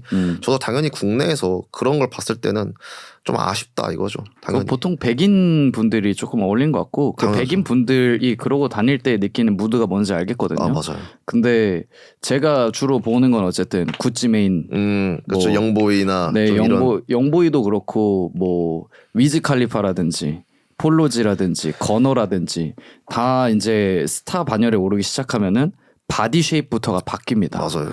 프레임이 달라지죠. 그리고 힙합 문화는 결국 선도하는 거는 뭐 카티도 ATL 출신이지만 애틀랜타가 트랩의 본고장이잖아요. 구찌메인이 존 식스 출신이고 옆 동네 이제 퓨처 살았고 그래서 미고스 같은 친구들이나 이런 친구들이 계속 발굴이 되고 어쨌든 그런 사람들이 내는 어떤 마초적인 어떤 힙합의 남성성이 강조되는 게 있는데 작년 기준으로 봤을 땐 어쨌든 전자음악과 융합이 됐던 음악들이 대부분이었어요. 강영님도 어쨌든 최근에 냈던 앨범들도 그렇고 다 좋은데 실제로 봤을 때 그 압도되는 어떤 남자로서의 퍼포먼스나 남자로서의 어떤 피지컬은 존재해야 된다고 봐요. 저도 이건 진짜 동의해요. 이건 동의합니다. 저도. 그래서 강영님을 제가 좋아하는 이유는 듬직해요. 이 양반이 어쨌든 옷 추구미가 자기가 뭐가 잘 어울리는지 잘 알고. 저는 알아요. 그래서 괜히 막 이렇게 슬림한 거를 자기랑 안 어울린다는 걸 알기 때문에 오늘도 헬스장 갔다 오셨나요? 저 오늘 좀 늦게 일어나가지고 오늘 못 갔고요. 그래도 어쨌든 하시잖아요. 꾸준히 하고 있어요. 진짜. 그러니까요. 근데 제가 이번에 좀 못하는 이유가 있어요. 최근에 여기 타투를 진짜 크게 해가지고 십자가. 너무 크게 해가지고 이게 너무 아프더라고요. 잠깐 한번 좀 웨이트 좀 해봤는데 너무 아파가지고 그래서 이거가 좀 아물 때까지는 하지 말아라고 이제 타투이스트님께서 말씀하셔서 잠깐 쉬고 있다. 잠깐 일주일 정도.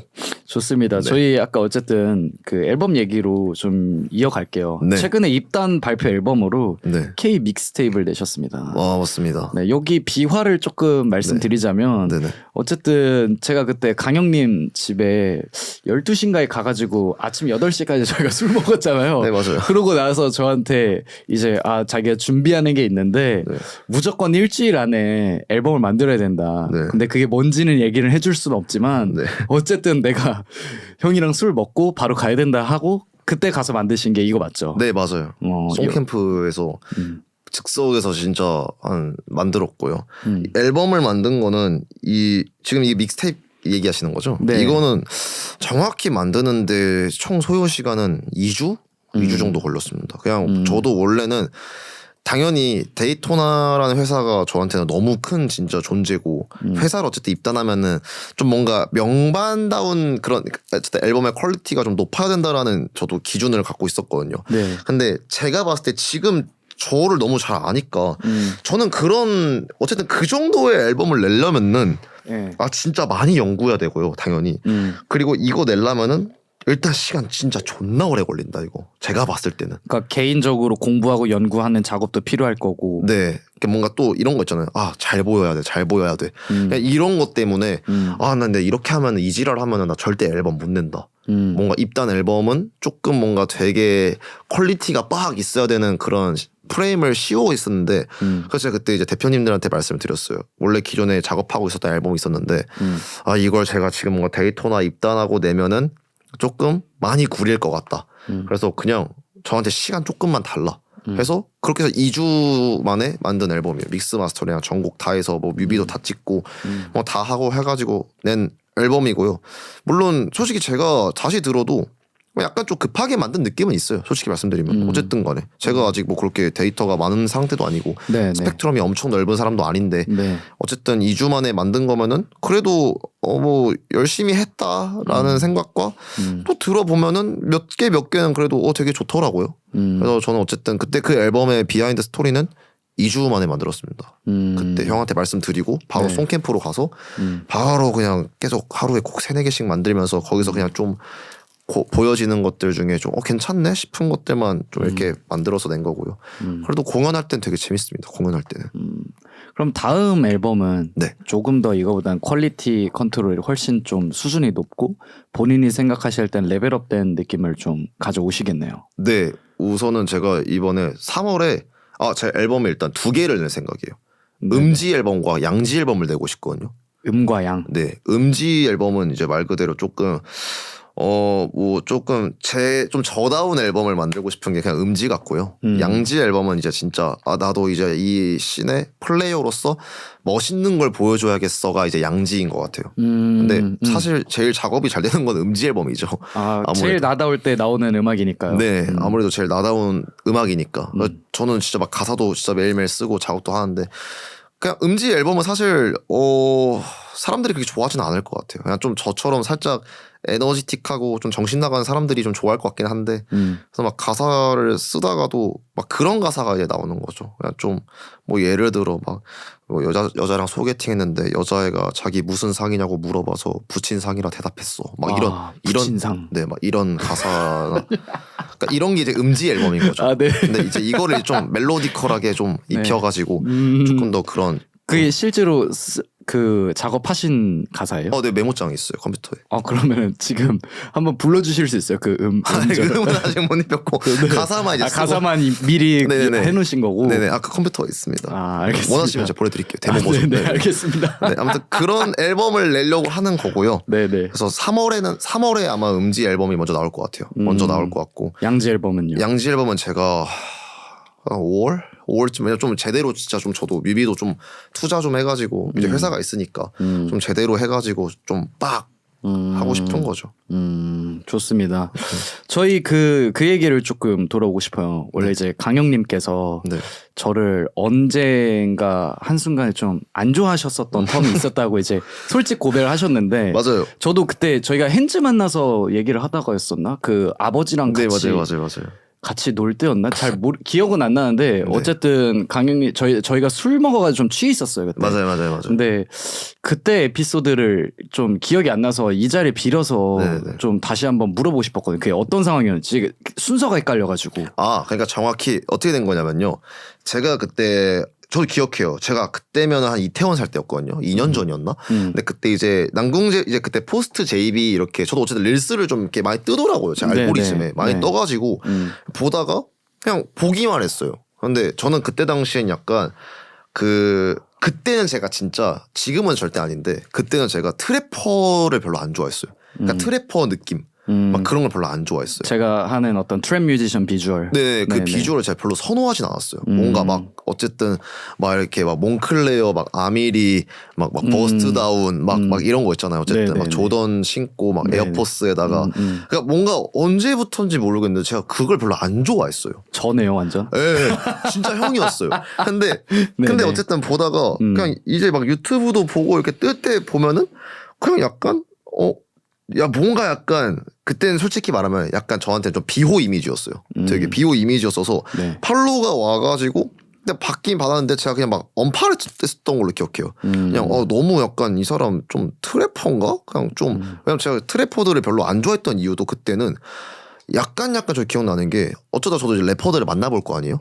누구라고 언급은 못하겠지만 좀 이제 뭐 애초에 유명한 사람들도 아니에요. 그냥 래퍼 지망생, 호소인 이런 느낌의 사람들을 좀 많이 만나봤는데 전체적으로 다 예의가 너무 없는 거예요. 전체적으로 건방지고 너무 건방지고 너무 꺼덕대고 자기한테 취해 있죠 보통. 너무 취해 있어요. 이상한 진짜 단체로 약간 어서 레슨 배우는 건지 모르겠는데 진짜 너무 가오를 너무 많이 잡는 거예요. 그때부터 제가 어쨌든 물론 그 사람들 때문에 제가 좀 그 편견이 씌워진 거죠 프레임이.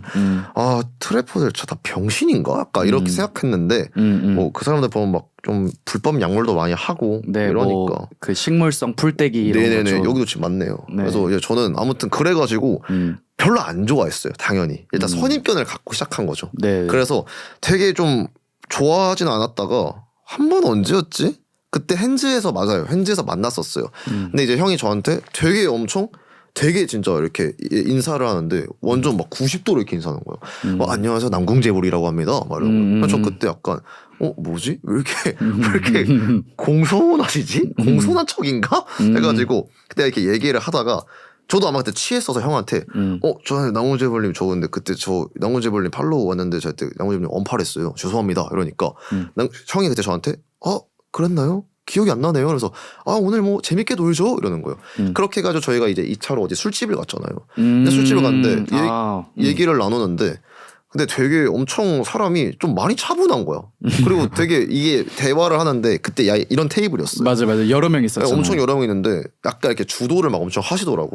약간 MC를 하는 거야. 맞아 거기 가서도 호스트병 MC를 뭐 하는데 근데 저는 이게 약간 조금 불편한 느낌이 안 드는 거예요. 좀 불편한 느낌도 안 들고 내가 약간 너무 사람을 좀 이렇게 안 좋게 본 건가 해서 그때 약간 형한테 조금 프레임은 좀 벗겨지고 그러고 있었는데 형이 그 이후로 저한테 이제 연락을 하면서 약간 저를 이렇게 좀 챙겨주려고 하는 모습들이 이렇게 보여지는 거예요. 형아 오늘 뭐해? 밥 먹을래? 하면서 근데 저가 형이랑 아마 밥을 먹은 적 없었을 거예요. 한 번도. 맞아요. 그 이후로 항상 바빠가 형도 바쁘고 저도 스케줄 안 맞으니까. 근데 계속 꾸준히 저한테 형아 밥 먹을래? 오늘 뭐해? 뭐 어쩌고저쩌고 뭐 형아 이번에 뭐 하는데 뭐 같이 할래? 이러니까 되게 약간 조금 이 사람 진짜 뭐지? 좀 저한테 계속 지속적으로 관심을 가져주니까 좋게 봤죠. 근데 또 주변 사람들 얘기를 좀 들어보니까 뭐 아버지 형도 그렇고 또 다른 사람도 그렇고 재불이 이렇게 존나 열심히 살아 막 이런 얘기를 해주는 거예요. 그래서 그런 거 봤을 때도 또 이 사람의 릴스를 제가 좀 더 분석을 해보니까 생각해보면은 만약에 이 양반이 진짜 성격이 막 진짜 좀 병신 같고 좀 막 사는 사람이고 좀 그런 사람이면 애초에 그런 막 거물급 아티스트들하고도 콜라보도 안 할 거고 촬영도 안 하고 이럴 거잖아요. 당연히 그런 사람들도 다 눈과 귀가 있는 건데 저는 그걸 봤을 때 내가 좀 어렸구나. 그때 좀 느꼈어요. 내가 좀 어렸다. 그리고 그때 제가 형한테도 솔직히 말했을 때도 형이 그때 어쨌든 저랑 술 먹을 때 많이 취했어가지고 맞아 좀 취해 있었어요. 막 뭐라 얘기했어요. 근데 형이 그거에 대해서 나는 근데 그거에 대해서 진짜 신경 안 쓴다. 형이 너가 뭐 이거에 대해서 지금이라도 나에 대한 인식이 바뀌었으면 난 이걸로 막 다 됐다. 난 너무 행복하다. 막 이런 얘기를 했었어요. 그래서 그때 제가 좀 반성했죠. 아, 내가 너무 사람의 프레임만 보고 그런 것들만 보고 실루엣만 보고 내가 너무 사람을 함부로 평가했구나. 그래서 저도 어떻게 보면 누군가한테는 되게 비호 이미지일 수 있는 건데 또 생각해 보니까 그쵸, 반대 입장이 될 수도 있죠. 반대의 입장이 될 수 있는 거니까 내가 진짜 많이 어렸다. 너무 진짜 좀 경솔했다라는 생각이 들었어요. 되게 또 어쨌든 실제로 보아서 당연히 저도 이거 좀 말씀드리고 싶은 게 제가 난공재벌 형을 저도 뭐 기속숭배하는 게 아니라 당연히 난공재벌 형을 싫어하는 사람도 많을 거라는 거 저는 알아요. 많은 거 아는데 실제로 만나보면은 근데 진짜 되게 따뜻한 사람이에요. 진짜 생각도 많이 깊고 되게 저도 좋은 형이라고 느꼈기 때문에 이렇게 팟캐스트 하는 것도 저도 당연히 흔쾌히 그냥 저 네 출연할게요 하고 막 그런 거예요. 저도 진짜 너무 좋게 봤어요. 뭐 출연해 주셔서 정말 감사하고 좋은 말씀 주셔서 감사합니다. 아니 이거 진짜 진심이에요. 근데 뭔가 성격적으로 네. 제가 누군가를 막 미워하는 성격은 아닌 것 같아요. 뭐 처음 보셨을 때부터 조금 그런 게 있었지만 보셨을 때 네네. 그냥 그럴 수 있겠다 하고 다 그냥 응원하고 네. 좀 이렇게 좀 친해지려고 하는 것 같아요. 성격 자체가. 네, 맞아요. 그리고 일단 이것도 하나 덧붙여서 말씀드리자면은 지금은 트래퍼 분들 되게 좋아요. 되게 또 저도 어쨌든 이제 좀 이렇게 음악을 해보다 보니까 조금 더 이제 약간 양지에 있는 좀 그런 음악을 하시는 분들도 많이 만나봤는데 그냥 그 래퍼 호소인 트래퍼들만 병신이었던 거지. 사실 이제 좀 이렇게 정말로 음악에 진심인 또 트랩 뮤지션 하시는 분들 그렇죠, 있죠. 진짜 다 되게 또 막상 얘기 나눠보고 이러면 너무 진짜 친절하시고 맞아요. 비주얼과 다르게 또 너무 겸손하시고 막 요아정도 드시고 맞아요. 마라샹궈도 드시고 네. 그래서 되게 사람이구나. 근데 제가 좀 잘못 알고 있는 걸 수 있는데 트래퍼가 그거 맞죠? 그 트랩 뮤지션 하는 걸 트래퍼라죠. 맞아요. 보통 트래퍼라고 하고 이제 그거를 파는 사람이라는 용어에서 실제로는 이제 해외에서 트래퍼라는 단어를 사용하는 경우는 거의 없고 그래요? 예, 그냥 뭐 트랩 그냥 래퍼라고 표현을 하는데 어쨌든 뭐 같은 맥락입니다. 네, 어쨌든 저는 그런 그 트랩 뮤지션 사람들의 그 트래퍼를 지금은 너무 좋게 보고 있고 저랑 같이 막 얘기도 많이 해봤고 또 따로 단둘이도 만나보고 해봤는데 너무 좋더라고요. 말도 잘 통하고. 맞아요. 그 우리가 생각하는 빡센 이미지에 있는 사람들이 실제로 만나면 진짜 착해요. 다 마라탕 먹고 두쫑코 먹고 진짜 착하죠. 너무 착해요. 똑같아요. 네, 좋아요. 맞습니다. 네, 좋습니다. 이제 그 또 다른 얘기를 해볼 건데요.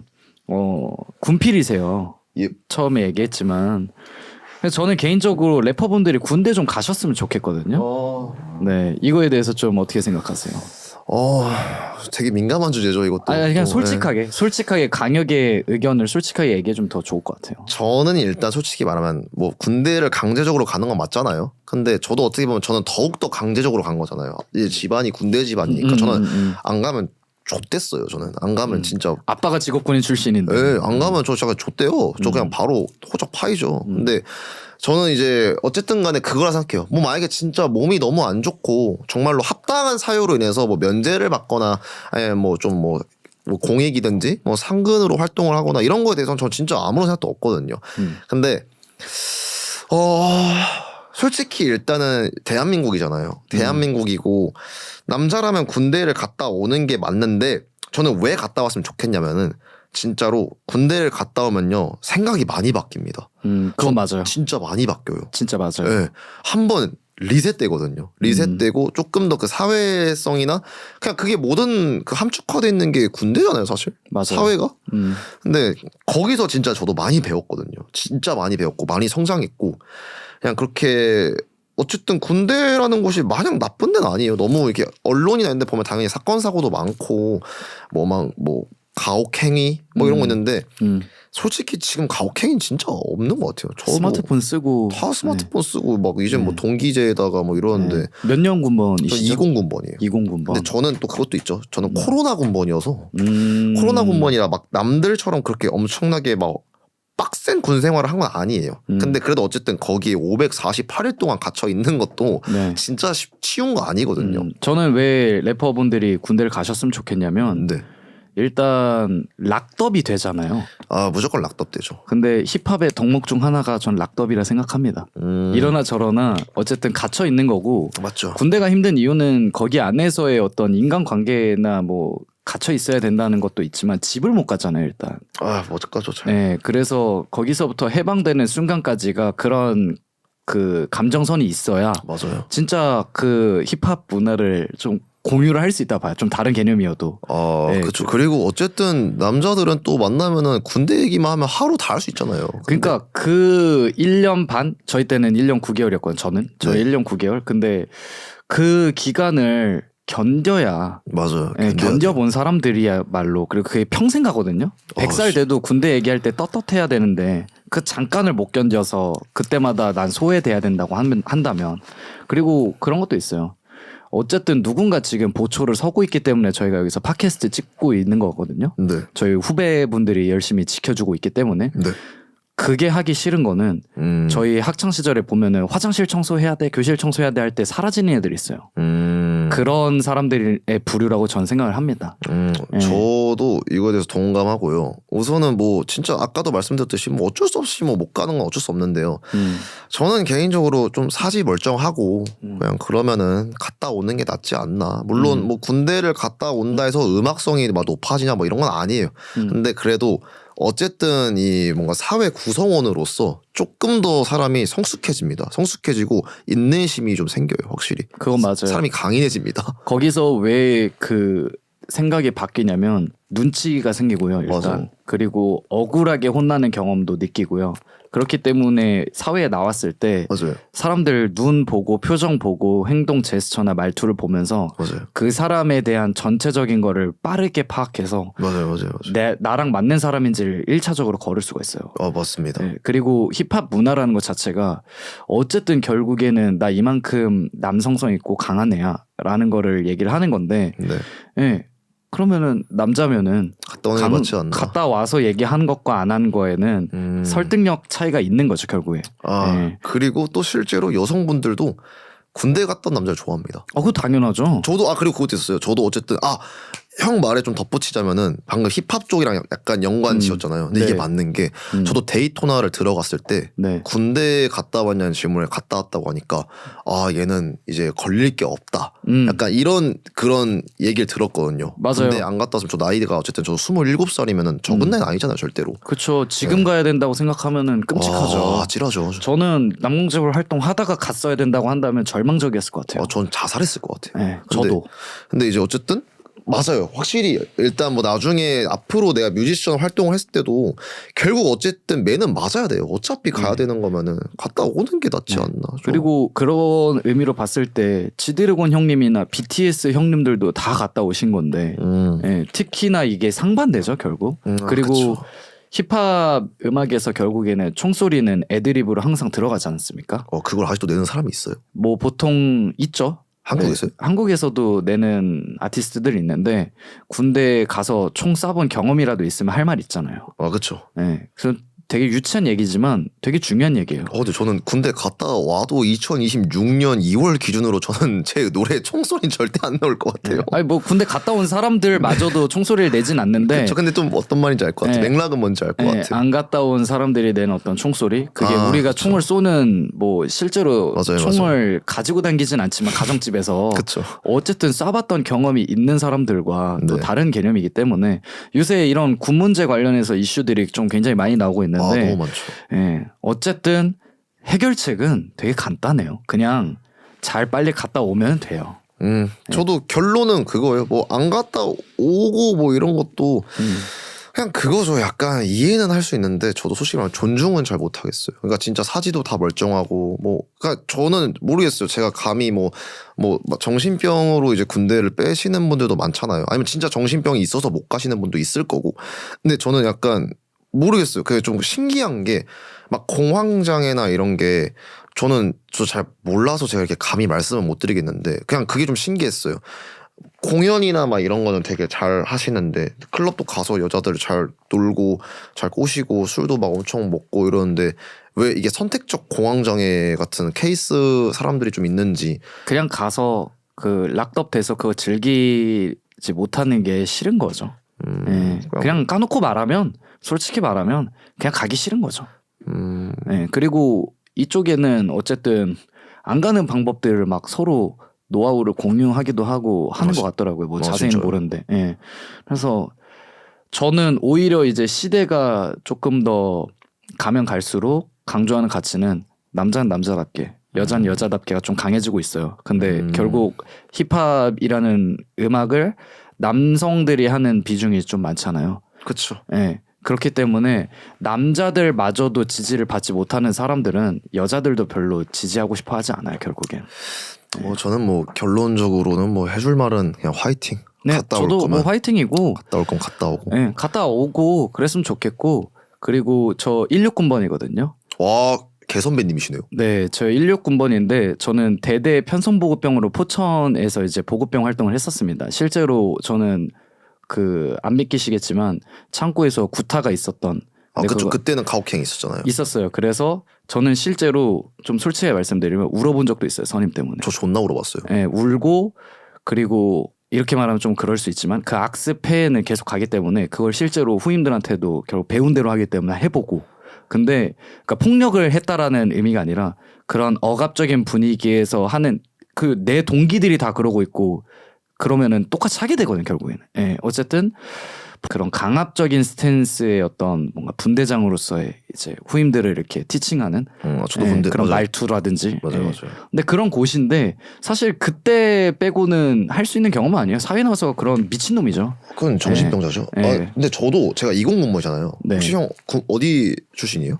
저는 일단 34단 신교대에서 그 다음에 포천으로 이제 발령받아서 갔죠. 저는 전라도 익산 쪽이었거든요. 아 익산시. 근데 저도 그게 있었어요. 저도 이병 막 짬찌 때는 아직까지는 그 악습이 있었어요. 부조리가 아직까지 있었거든요. 이병 네. 때 1병까지는 혹시 뭐 형도 어쨌든 부조리 더 당해서 보실 거 아니에요. 네네 약간 있었죠. 진짜 기억에 남는 진짜 와 이건 진짜 개족 같았다 싶었던 부조리 하나 있어요. 지금 기억이 안 날 정도 거의 한 10년 된 얘기니까. 네. 근데 자잘자잘하게 따져보면 모든 게 다 부조리였던 것 같아요.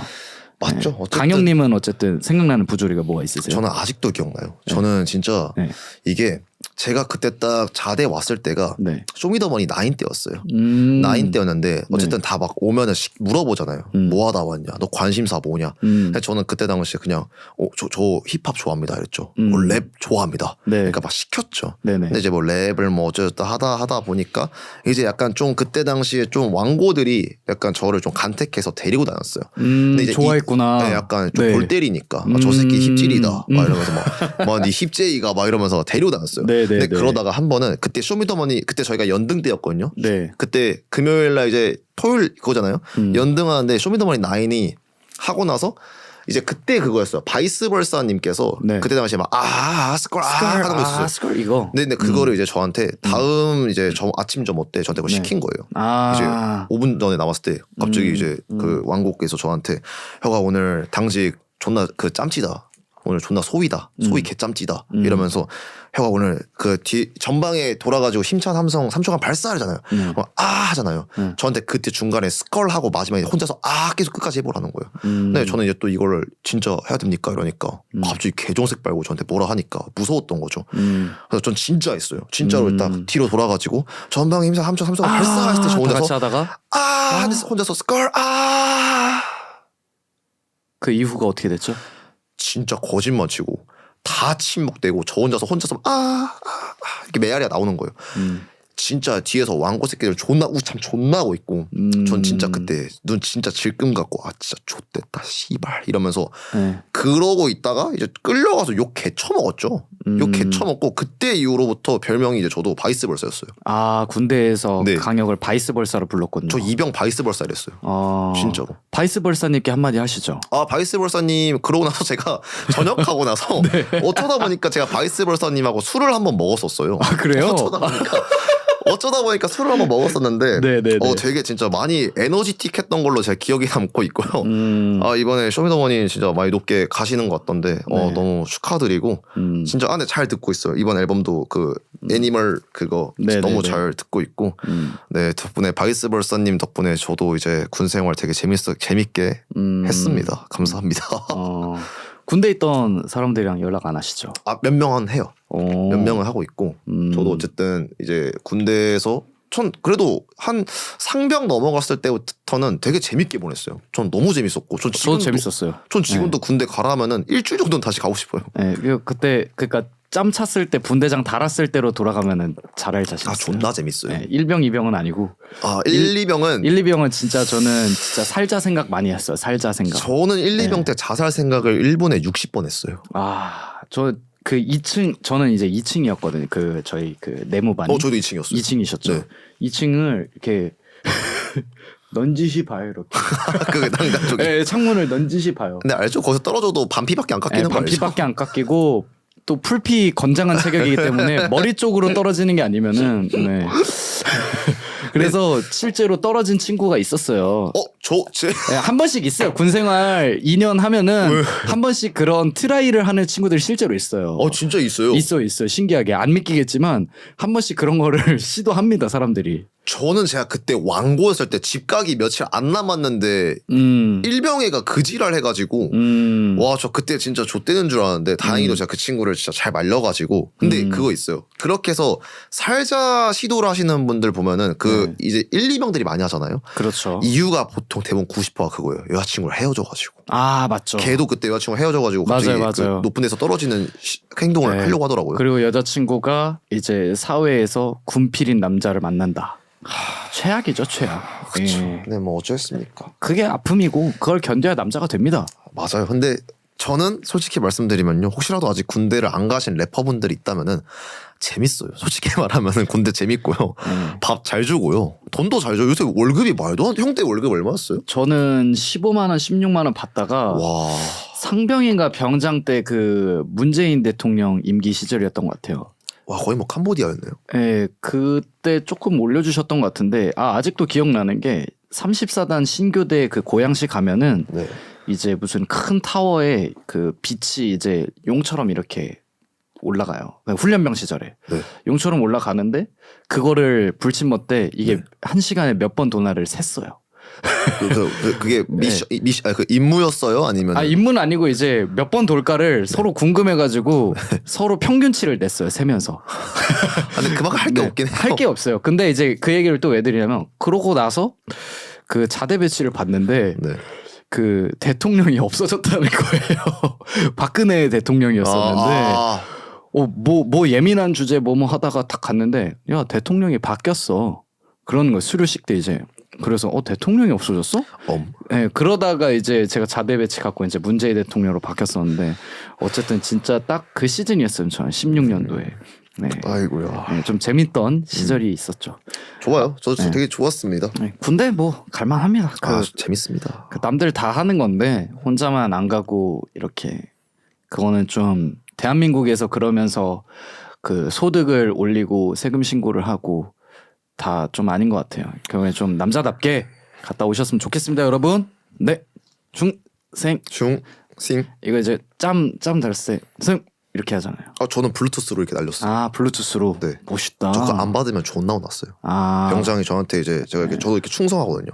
병장도 이렇게 충성 받아줄 거 아니에요. 저한테 항상 이지랄로 보내요. 그래서 저 그것도 안 받고 있으면 욕 개쳐먹었는데 아무튼 충성. 저는 짬 차면은 이렇게도 하긴 했었는데. 이건 국룰이죠. 어쨌든 이건 국룰이지. 알겠습니다. 군대 얘기 여기까지 하고요. 네. 자 이제 쇼미더머니 얘기로 좀 마무리를 해보겠습니다. 예. 쇼미더머니 이제 나가셨었는데 광탈 당하셨다고.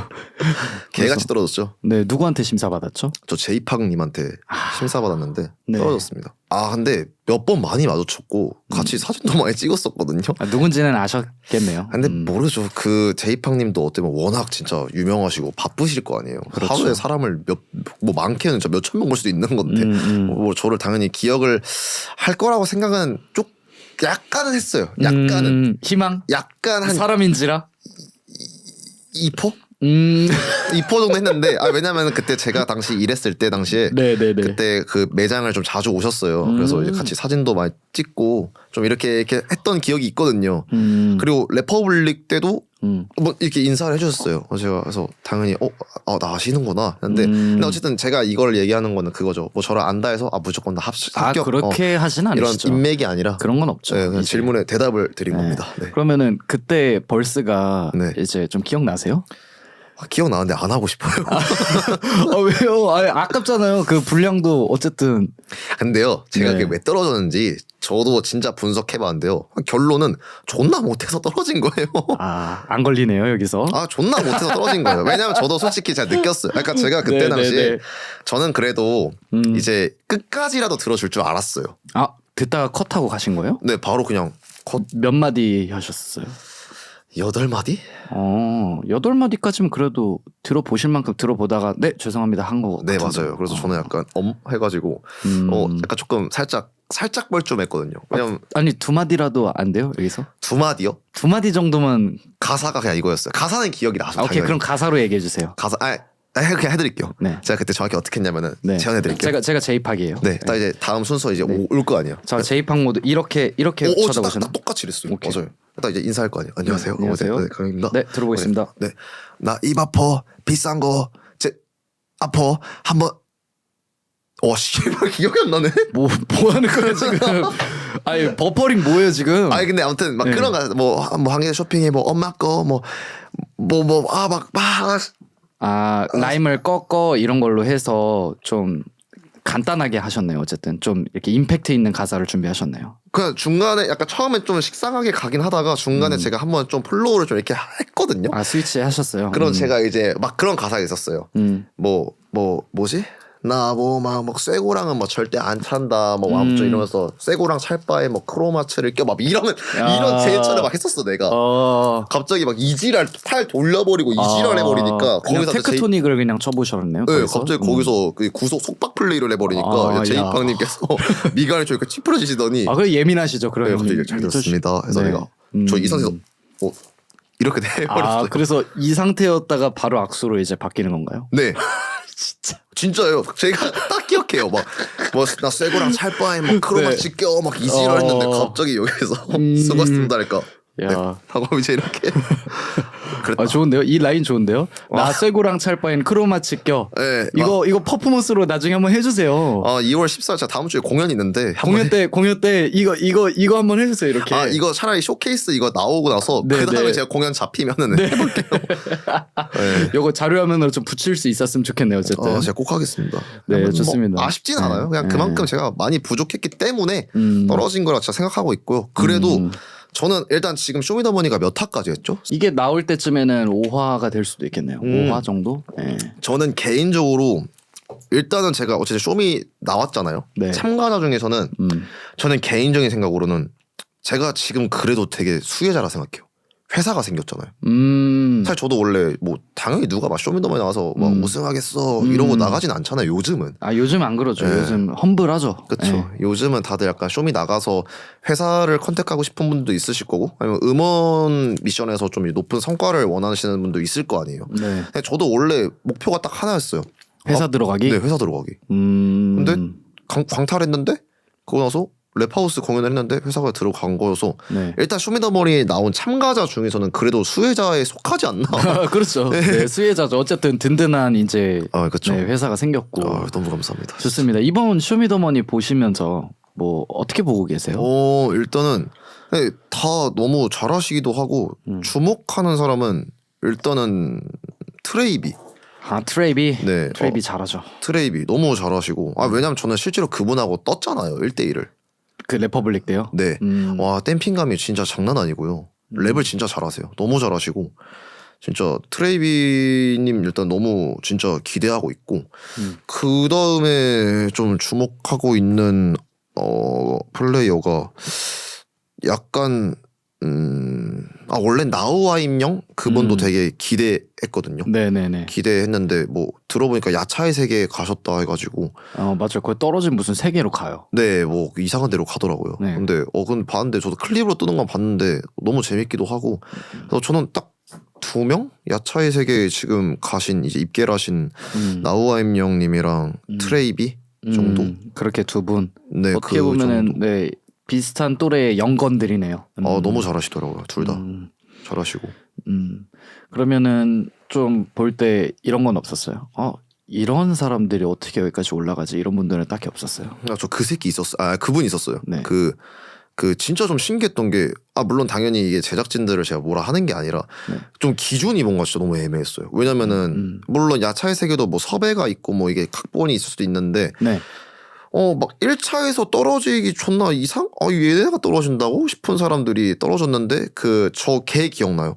막 탕탕 마라탕 하는 사람 있거든요. 그 있어요. 막 그 누군지 알 것 같아요. 중국인 있는데 네네. 2차까지 가가지고 막 그 지랄을 막 하다가 결국에는 불구덩이로 이제 떨어지셨거든요. 근데 그런 거 보면서 와 도대체 이런 사람들은 어떻게 붙은 거지? 싶은 것도 있고 그냥 또 막 그런 거 있잖아요. 2차에서 미리 보기 하면 이렇게 뭐 1번부터 뭐 이렇게 막 많잖아요. 네네. 막 100명 이렇게 약간 3초 정도 미리 보기 해주잖아요. 네네네. 보면서도 약간 와 진짜 이 사람들은 어떻게 붙었지 싶은 사람들도 너무 많았고 뭐 랩네임은 기억이 안 나요. 다 처음 본 사람들이어서. 근데 뭐 이거 제가 뭐 괜히 저 떨어져서 막 이지랄 심술 부리는 게 아니라 아니요 그냥 진짜로. 진짜 저도 그냥 보면서 와 어떻게 이런 사람들이 떨어지지? 약간 이런 사람들은 떨어지는데 어떻게 이런 애들이 붙지? 싶은 것도 근데 뭐 그만큼 뭐 잘했나 보죠. 근데 저는 보면서 좀 약간 아리까리했어요. 약간 기준이 뭔지 애매한 것 같고 좀 아리까리하기도 하고 누구는 뭐 몇 패스고 누구는 뭐 진짜 잘했는데 막 원 패스 막 투 패스 이런 것도 보면은 근데 뭐 어쨌든 심사위원들이 당연히 귀가 좋으니까 뭐 그렇게 내린 판단이겠죠. 좋은 뭐 판단. 현장에서 또 느끼는 게 또 달랐겠죠. 네. 방송으로 맞아요. 담기지 않는 게. 맞아요. 요거 이제 쇼미더머니 얘기를 한 이유는 이제 강영님 하면은 퍼포먼스입니다. 네, 퍼포먼스에 대한 그 애정이나 생각이나 준비성이 이제 남들과 좀 많이 다른 것 같은데 네.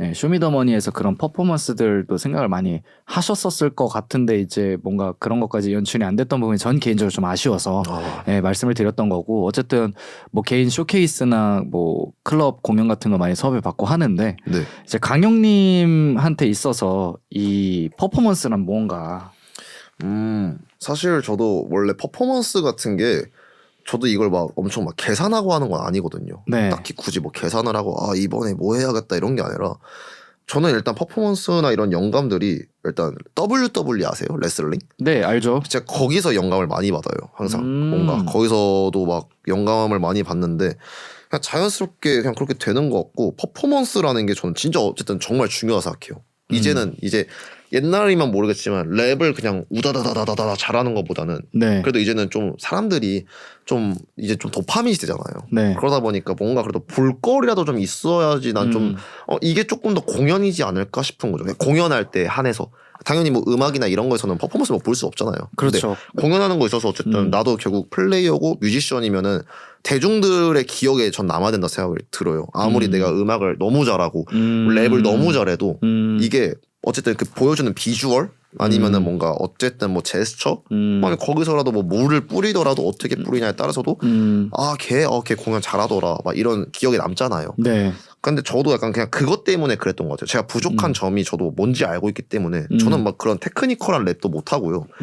저는 그렇다고 해서 막 싱잉 랩을 막 기가 빠지게 잘하는 편도 아니니까 결국에는 그냥 에너지틱한 모습을 보여주자로 약간 이걸로 좀 둔갑시킨 거죠. 저는 그 단점들을 오히려 이걸로 시선을 돌린 건데 생각보다 이게 좀 반응이 좋잖아요. 너무 좋죠. 생각보다. 뭐 그래서 저도 많이 보는 게 릴스에서의 그 뜨거운 그런 열기라든가 아니면은 스토리에 올라오는 거라든가 아니면 그 사진이라든가 보면은 강영님의 퍼포먼스가 진짜 뭔가 그림처럼 연출이 되고 그거는 실제로 거기에서 그런 에너지틱한 게 발산이 되지 않으면은 연출되지 않는 장면들이라 생각을 해가지고 맞아요. 네, 그래서 또 퍼포먼스에 대한 그런 애착이 확실히 좀 많이 다르구나라는 걸 좀 느꼈습니다. 어쨌든 그게 차선책으로 이제 생각하셨던 자기만의 어떤 무기를 좀 개발한 셈이네요. 어쨌든. 그렇죠. 그냥 그것도 있고 제가 재밌어서 하는 것도 있어요. 사실. 그리고 해외 공연도 보면은 네. 막 진짜 보면 스테이지 다이빙도 많이 하고 그렇죠. 다 그렇죠. 어쨌든 에너지틱하잖아요. 네네네. 아무리 막 노래는 저스틴 비버만 봐도 노래는 진짜 사랑 노래여도 막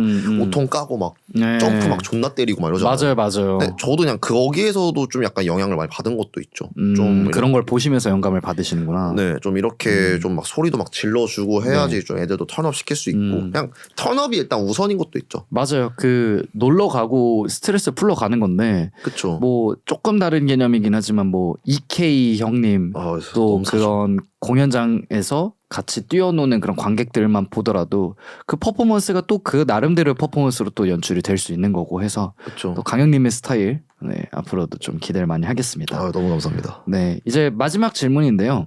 강영님을 조금 본격적으로 알렸던 게 네. 라이브 방송이라고 생각해요. 저는 라이브 방송이? 라방. 인스타 라방이요? 네, 인스타 라방에서 네. 이제 좀 재밌는 장면들 혹은 노엘님이랑 같이 막 자주 등장하셨었고 막 하셨었잖아요 초반에. 네. 예, 그러다 보니까 이제 라방에 대해서 접근하는 그런 게 이제 다른 래퍼들과는 좀 다르다라는 느낌 좀 드는데 라방은 또 어떻게 생각하시는지 궁금했습니다.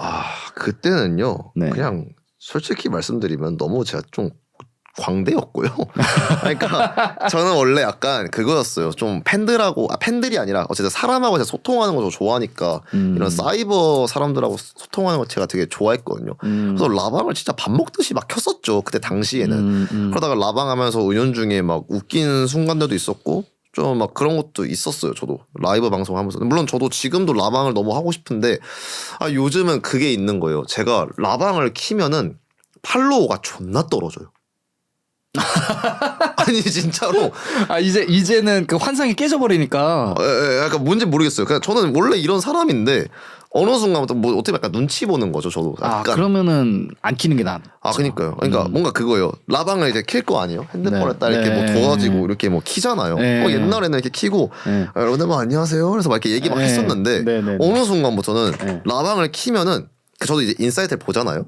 저도 이렇게 막 팔로우에 막 엄청 집착하는 사람은 아닌데 인사이트 떠요. 보면은 라방 키잖아요. 막 140명이 연팔아 있고 막 이러니까. 140명? 네, 진짜로요. 개 심해요. 제가 그래서 라방 키면은 이 편차가 너무 심해요. 라방 키면은 잠깐 유입 좀 되다가 한 10명, 20명 팔로우 걸다가 갑자기 막 140명, 막 100명 언팔 때려버리고 이러니까 그때부터 약간 씨발 라방 키면 안 되겠다. 이거는 안 키는 이만 못하다. 예, 진짜 뭐 빅 컨텐츠 아닌 이상 예를 들어 제가 지금 뭐 등산하고 있다 멧돼지한테 쫓기는 거 아닌 이상 키지 말아야겠다. 예, 아니면 내가 지금 갑자기 뭐 장기밀매범한테 납치당하고 있는 상황에서 약간 알려질 때 그런 거 아니면은 그렇지. 이젠 진짜 그냥 평상시에 할 거 없을 때 키면 안 되겠다. 빅 이슈가 아니면 안 키는 예정이다. 진짜 빅 이슈가 있고 아니면 뭐 진짜 예를 들어 뭐 어떤 다른 아티스트랑 그 콜라보 방송이지 않는 이상 안 해야겠다. 이제는 진짜 안 해야겠다. 네, 알겠습니다. 슬퍼요. 네, 뭐 예전만큼 그거를 풀 데가 없겠는데요, 그러면? 좀 족 같아요. 그래서 제가 그래서 원래 저도 진짜 어쨌든 솔직히 집에 있고 작업하다 보면은 심심하잖아요. 소통하고 싶고. 네, 저는 뭐 취미가 그게 딱히 없어요. 제가 뭐 게임을 하는 사람도 아니고 해봤자 그냥 기껏해야 운동 잠깐 깔짝하는 게 끝이니까. 근데 이제 어쨌든 간에 저도 이거에 소통을 하고 싶은데 그래서 저는 앨범 나올 때도 라방을 못 키겠는 거예요.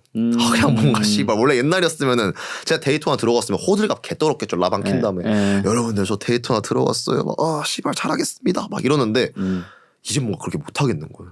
뭔가 좀 애들이 싫어하겠다. 뭐 부계 하나 파서 하면 될 것 같은데요. 실제로 있긴 있어요.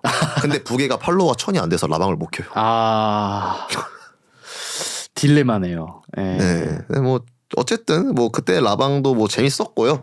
그래서 지금은 그걸 많이 합니다. 팬톡방 있잖아요. 그런 거. 저도 제 팬톡방이 있는데 거기 사람이 좀 많아요. 몇 명 있어요? 380명? 꽤 있네요. 꽤 있어요.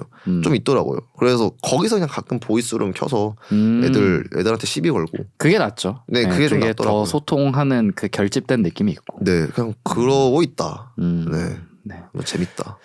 좋습니다. 제가 오늘 팟캐스트 준비한 질문 여기까지고요. 네. 어떠셨나요? 진짜 너무 유익했고 어떻게 나올지 모르겠는데 네, 뭐 편집은 형이 하시는 건가요? 네, 제가 직접 다. 저는 뭐 오늘 되게 너무 재밌었고 아까 들리셨을지 모르겠는데 배에서 계속 꼬르륵 소리가 계속 나거든요. 제가 맛있는 거 사드릴게요. 네. 일단 진짜 너무 좋았어요. 되게 재밌었고 또 이런 경험이 처음이라 좀 많이 아직 부족할 텐데 좀 뭐 약간 말하는 거에 있어서 제가 좀 가독성도 좀 많이 떨어지기도 하고 확실히 못 배운 티가 좀 나잖아요. 그 맛으로 강영님 좋아하는 거죠 또. 근데 어쨌든 너무 재밌었고 진짜 앞으로도 이런 자리가 있으면은 얼마든지 더 막 하고 싶어요. 진짜. 뭐 질문들은 어땠어요? 질문들? 딱 좋았어요. 사실 저는 괜찮았어요? 원래 질문이 뭐든지 상관없어요. 막 선 넘는 것도 전 상관없어가지고 막 그냥 그런 거 있잖아요. 뭐 예를 들어 뭐 제가 봤을 때는 뭐 강영님이 뭐 노엘님의 따까리로 좀 보이는데 어떠세요? 약간 이런 질문해도 저는 그냥 뭐 그럴 수 있다 생각합니다. 약간 이렇게 저는 답변할 수 있어가지고. 그래요? 네. 하시려는 거 아니죠? 아니요. 네, 전 좋아요. 네, 저는 진짜 좀 되게 이런 거에 오픈 마인드여서 막 더 혹시 뭐 물어보고 싶으신 게 있거나 이러면은 얼마든지 전 다 물어봐도 되고. 오늘 질문도 너무 진짜 좋았어요. 아까도 원래 이걸 읽긴 읽었는데 그냥 애초에 형이랑 그냥 좀 약간 이젠 조금 좀 이런 신사적인 자리에서 대화한다 생각하고 그냥 답변하다 보니까 되게 재밌었어요. 뭐 다행이네요. 저도 어떻게 좀 포커싱을 둬서 맞춰야 될지 조금 제 개인적으로는 조심스러웠던 것들도 많은데 네 그래도 다 흔쾌히 대답해 주셔서 감사하고 네 또 저희도 이런 컨텐츠 촬영 말고도 같이 할 수 있는 것들이 점점 많아졌으면 좋겠습니다. 저 너무 좋습니다. 네 좋습니다. 여기까지 이렇게 강영님 모시고 팟캐스트 진행을 했는데요. 네 박수 멘트를 하는데 박수를 죄송해요. 괜찮아. 네 어쨌든 여기까지 했고요. 이제 시청해주신 우리 구독자 여러분들 또 이렇게 새로 유입된 강혁 팬분님들께서도 어땠는지 댓글로 편하게 남겨주시고 구독과 좋아요 이렇게 큰 힘이 됩니다 정말로. 네. 많이 해주시고 또 이렇게 콘텐츠를 제작할 수 있게 만들어준 방음부스 뮤직쿠스한테도 또 감사의 말씀 전달드립니다. 저는 또 색다른 게스트 분들로 찾아올 수 있도록 하겠습니다. 지금까지 원앤올리 팟캐스트 호스트 남궁재불이었고요. 오늘의 게스트 강영입니다. 네 고생하셨습니다. 감사합니다. 네 고생하셨어요.